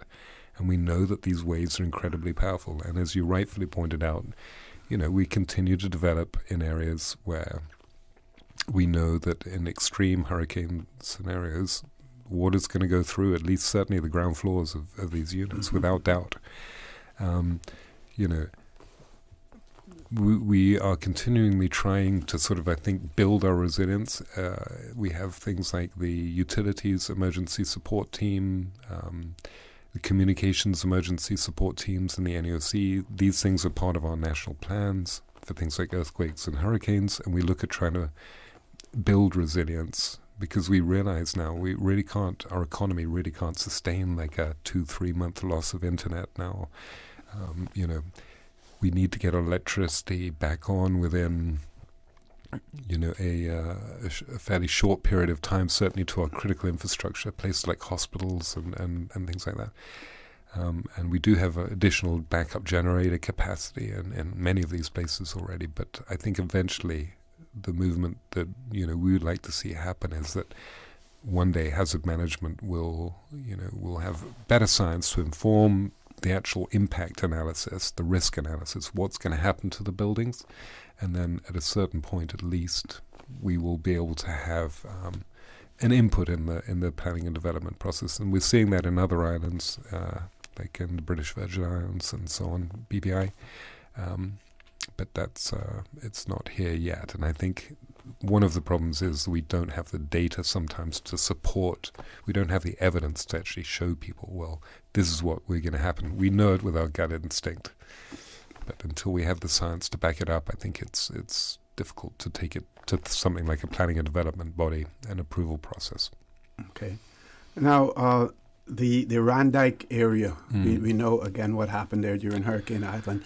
Yeah. Several persons have in the past expressed concerns about the loss of those culverts on the South Sound Road and how many are there now that allows the drainage to take place from areas like Randike into the South Sound? It's possibly something that Lennox can answer. I don't know whether. I think you're right. I've heard that at least one or two of them, one might have got blocked or something by developer. I see quite a lot of water is coming through at the moment because you can see it looks like tea, yes, like the color of the water along the south there. So it's getting out somehow, whether it's still from one of Mr. Kenny Gomez's culverts that he put down to help drain that area, because like you said, there's a lot of water collecting. Right. Yeah. There was one to a little bit to the east of the launch and ramp in the South Sound dock there. Yes. And then further down before you get to Old Crew Road. Yes. The junction of Old Crew Road there, maybe about half mile to the west of that, there was another. I don't know if that one's there. still there. Yeah, that may be the only one, if it is still there, because I think the construction on the one closer, the addition of the sidewalk and stuff like that was done there may have eliminated that. Yeah, I mean, flooding in that area has been, we've heard it over and over again. There are certainly some areas of Cayman, like Randike, that has a persistent issue with flooding. Parts of Belford Estates. There's some of the little roads that come off Eastern Avenue, consistently seeing flooding occurring. Parts of Windsor Park. It's certainly a growing issue, I think, especially as we continue to fill in these lands and develop. Okay, let's talk a little bit about the operations of HCMI itself. How it is structured, staffing. Tell the people about that. I think it's important. They hear you guys on the show, but they need to. Let's try to see if we can give them a bird's eye view of what actually occurs in the organization. Thank you very much, Mr. Connor. Well, again, in my previous life, my younger life, I've worked as a communicator at 911. So I've done that for many, many years, and I've also moved up in the ranks where I've started to conduct training and responsible for operations. So I have quite a bit of knowledge and experience in that particular area. Moving over to hazard management, Ms. Teresita, who Simon mentioned earlier, she generally is responsible for the communicational aspect, and I will facilitate her where and when I can. But in terms of communications, we've been working together, looking at a national plan, looking at our national plans, and looking at how we can improve our communication aspect. Because, as we know, with any disaster, if your communication is not up to par, you will fail very, very soon into the situation. Now, we have a call center, the National Emergency Operations Center call center, and we have our cadet corps who volunteer and staff the call center. So like in COVID, they were there up till 10, 11 o'clock at night. So we thank you to the cadet corps and all of the volunteers who come out and assist with that. But there's other aspects as well. So we look at first responders who all feed into the National Emergency Operations Center, which is basically the heart of communications during any type of event. So everything would come into that center, and the information is then considered. We have a number of representatives, as Simon mentioned earlier, human concerns cluster. We have shelters, continuity of operations, and a variety of representatives there who are taking this information in. And not to forget our web EOC, where we type text information in, and this is network information that is shared across all NEOC partners. But again, we although I'm focusing more on the verbal communications, again, communication has really taken a turn where people are quite dependent on WhatsApp, and they're looking at social media products and so on. But I wish to say that we really got to focus on the critical elements of information, and when I say that, I'm referring to stick to the point. Who, what, when, where, why, and move away from all of the additional information, and that's just for verbal communication, but it transcends across even into text communications as well. And we really just have to focus on being very brief and getting to the point. And this is something that I've been really focusing on while at hazard management. Now, to that end, we're looking at implementing or changing the way we communicate, and coming up with a plan for a more holistic approach for the National Emergency Operations Center, the first responders, and ensuring that everyone can communicate and speak the same language, understand one another.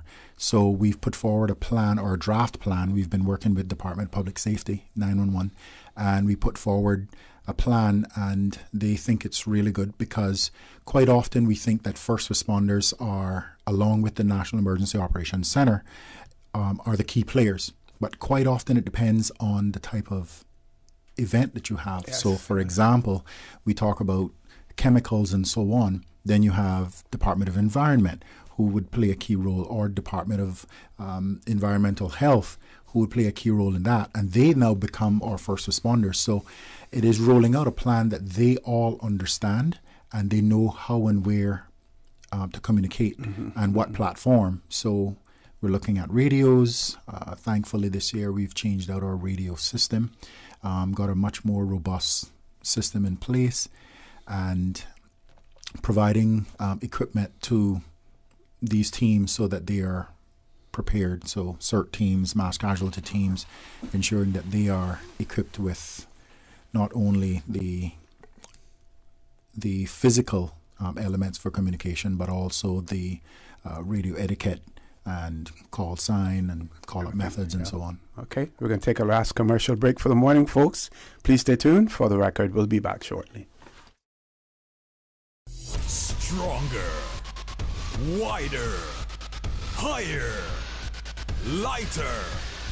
The all-new Ford Ranger Raptor. Powerfully built with a 2.0 diesel Panther engine and 210 horsepower. Modern with leather interior and 8-inch touchscreen, Sync 3 technology and power features. Tough, built to handle the off-road with 4-wheel drive, terrain modes, and a 10-speed automatic transmission. Coming early October to Vamped Motors, Walkers Road. To find out more and to test drive the bold new Ford Ranger Raptor, visit Vamped Motors, Walkers Road, or call 949-8288.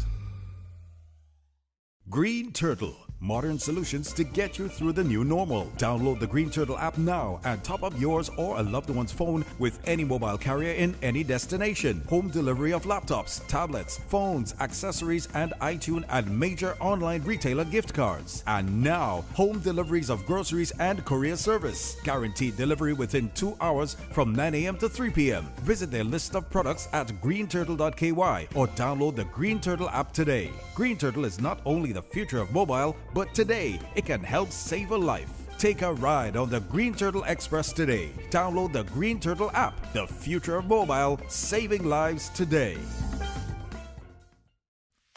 Whether you're finishing a new condo, upgrading your rental property, or simply renovating, make Roper's Enterprises your first stop. Quality furniture at a fraction of the price. Find everything for your home and kitchen at low prices. Roper's, your neighborhood store. Value, integrity. Roper's Enterprises, 122 Industrial Way. Your home deserves a quality finish. Visit their showroom or shop online at ropers.ky.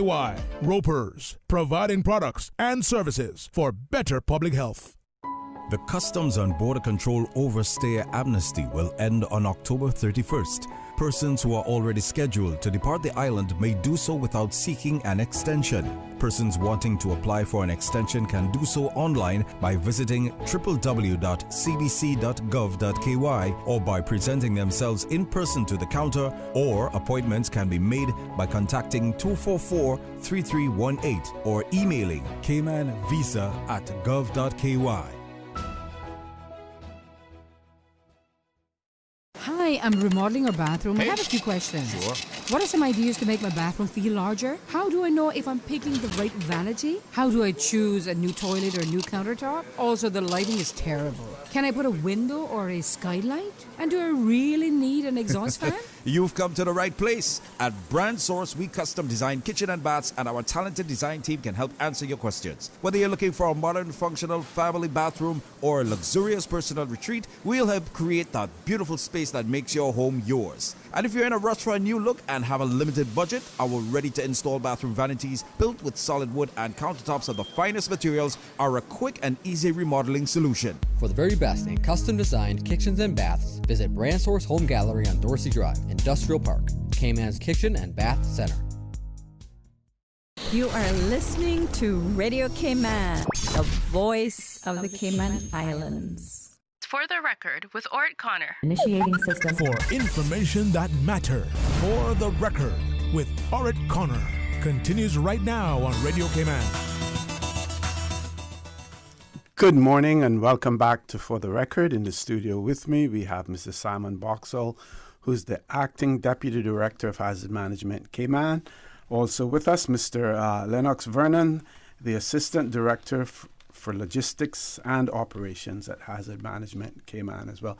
Gentlemen, when I look on your website, and some of this comes back to mind, when I was involved as well, and it points out that in January of 2007, Hazard Management Cayman Islands was established as the governmental agency responsible for coordination of all programs dealing with national disasters, whether natural or man-made, and implementing the National Hurricane Plan.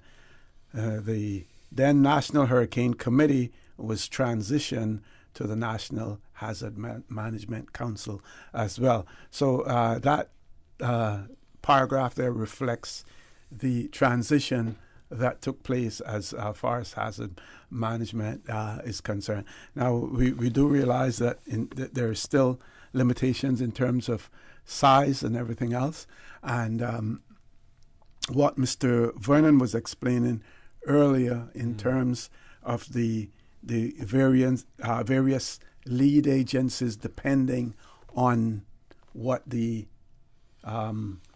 nature of the event that you're dealing with is concerned. And off-air, you explained about the fact that hazard management is more of a coordinating agency than anything else. Anything else that you want to expand on that? Well, I mean, you were the pioneer part of this as well. As the Cabinet Secretary, you actually helped with their transition to the current form. So yes, hazard management has responsibility for plans, for different threats, different, both man-made, as you said, if there was an aircraft accident. So we have the National Emergency Operations Center, and these plans are designed with enormous numbers of partners. As you said, we're kind of a coordinating, so if we need emergency response, they form part of the NEOC. And as we see in COVID, public health formed a critical, they were really like the first responder in this particular one, who still needed joint communication service to be stood up to make sure that the messaging was all kind of tied together well, very clear, very transparent, very timely. But then you've also got in this structure things like the hazard management executive, where you have the premier and the governor making, really sort of big policy level decisions. You also have on that, people probably saw in COVID that these new updates in the legislation was rolling out pretty quickly. You're seeing changes in the levels of curfew and things like that.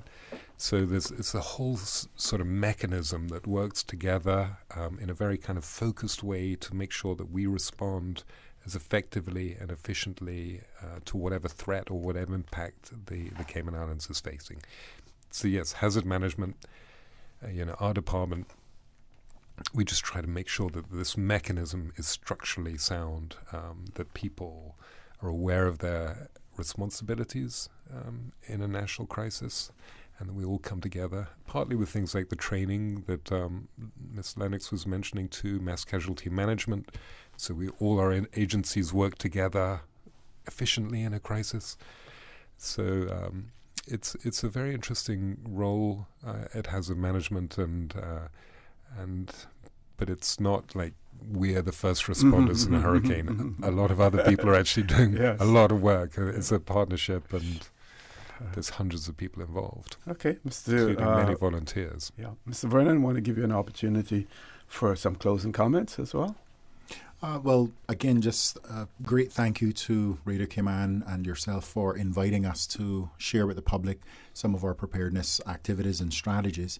And just to say that, again, while we are doing our endeavor best to provide as much information as quickly as possible about any type of disaster that is threatening us or that has occurred near to us, again, just being aware for yourself and for your family to have a plan in play in terms of knowing where you're going to meet, or evacuation, or secondary meeting point, or something like that is very important. But before I conclude, I just want to bring some attention to the National Emergency Notification System that has been implemented across the radio stations, all the radio stations in Grand Cayman. So we are very proud of that. We are moving on to the second phase, which is going to be an app, and we have been working very diligently on that. Our mitigation master guru, Mark Codling, has been working very hard on that. So we are hoping to roll that out, if not in the next few months, definitely for 2021 hurricane season. And again, for that, it's another mechanism or channel that people can be informed about any impending disaster that might strike. Okay, Simon? Just thank you too very much. Again, yes, please don't forget the season's not over here. We are very fortunate. We've got a very determined, very passionate leader at the top of hazard management. She's in Little Cayman right now running out a new CERT team, Community Emergency Response Team for Little Cayman. We're so pleased about this. It's filling an important gap. But just continue to stay prepared. Think about what you can do as a family, as a business, as an individual to just get a little bit more ready. And, hopefully we're going to get through this kind of weird year. But I just wish everybody well and stay safe. Thank you, Mr. Connor. Certainly. Thank you, gentlemen, for being here as well. Folks, I want to thank you for allowing Radio Cayman and by extension For the Record into your homes, into your vehicles as you traverse the busy roads of the Cayman Islands. I also want to remind you that we are our brothers and our sisters' keepers. There is always someone out there who's less fortunate than we are. And I ask you to extend a helping hand to them. If you can't do that, then I suggest you donate to a worthy charity, because we always want to consider those who need, not necessarily those who want or even those who crave. So I say to you, have a great day. Continue to support your radio station, Radio Cayman. Join Sterling Dwayne Banks at 12:15 for Talk Today. And as usual, we ask the good Lord to bless these three beautiful, wonderful Cayman Islands. For the Record is brought to you by Vamped Motors, the only authorized Ford and Toyota dealership serving the Cayman Islands. Cayman Pharmacy Group, with a location in West Bay and professional pharmacy at CTMH Doctors Hospital. The Cayman Pharmacy Group has a location for you just around the corner. Seaboard Marine, with over 35 shipping ports, find your shipping solution by calling 949-4977 or visit seaboardmarine.com for competitive rates. Coca-Cola, available across the Cayman Islands from Tortuga Distributors. Accept no substitutes. Taste the feeling with Coca-Cola. Brand Source Home Gallery, inspiring luxury. And Fidelity Bank. Fidelity, we're good for you. Also brought to you by Ropers Enterprises, 122 Industrial Way. Products and services for better public health. Green Turtle. Take a ride on the Green Turtle Express today. Download the Green Turtle app, the future of mobile, saving lives today. And the Ministry of Commerce, Planning and Infrastructure. Visit energy.gov.ky/competition to win a home energy makeover worth up to $20,000. You are listening to Radio Cayman, the voice of the Cayman Islands. Today's biggest news. Radio Cayman. It's only two species that we have, on the island. Generations present. Your voice, your choice. It is in the best interest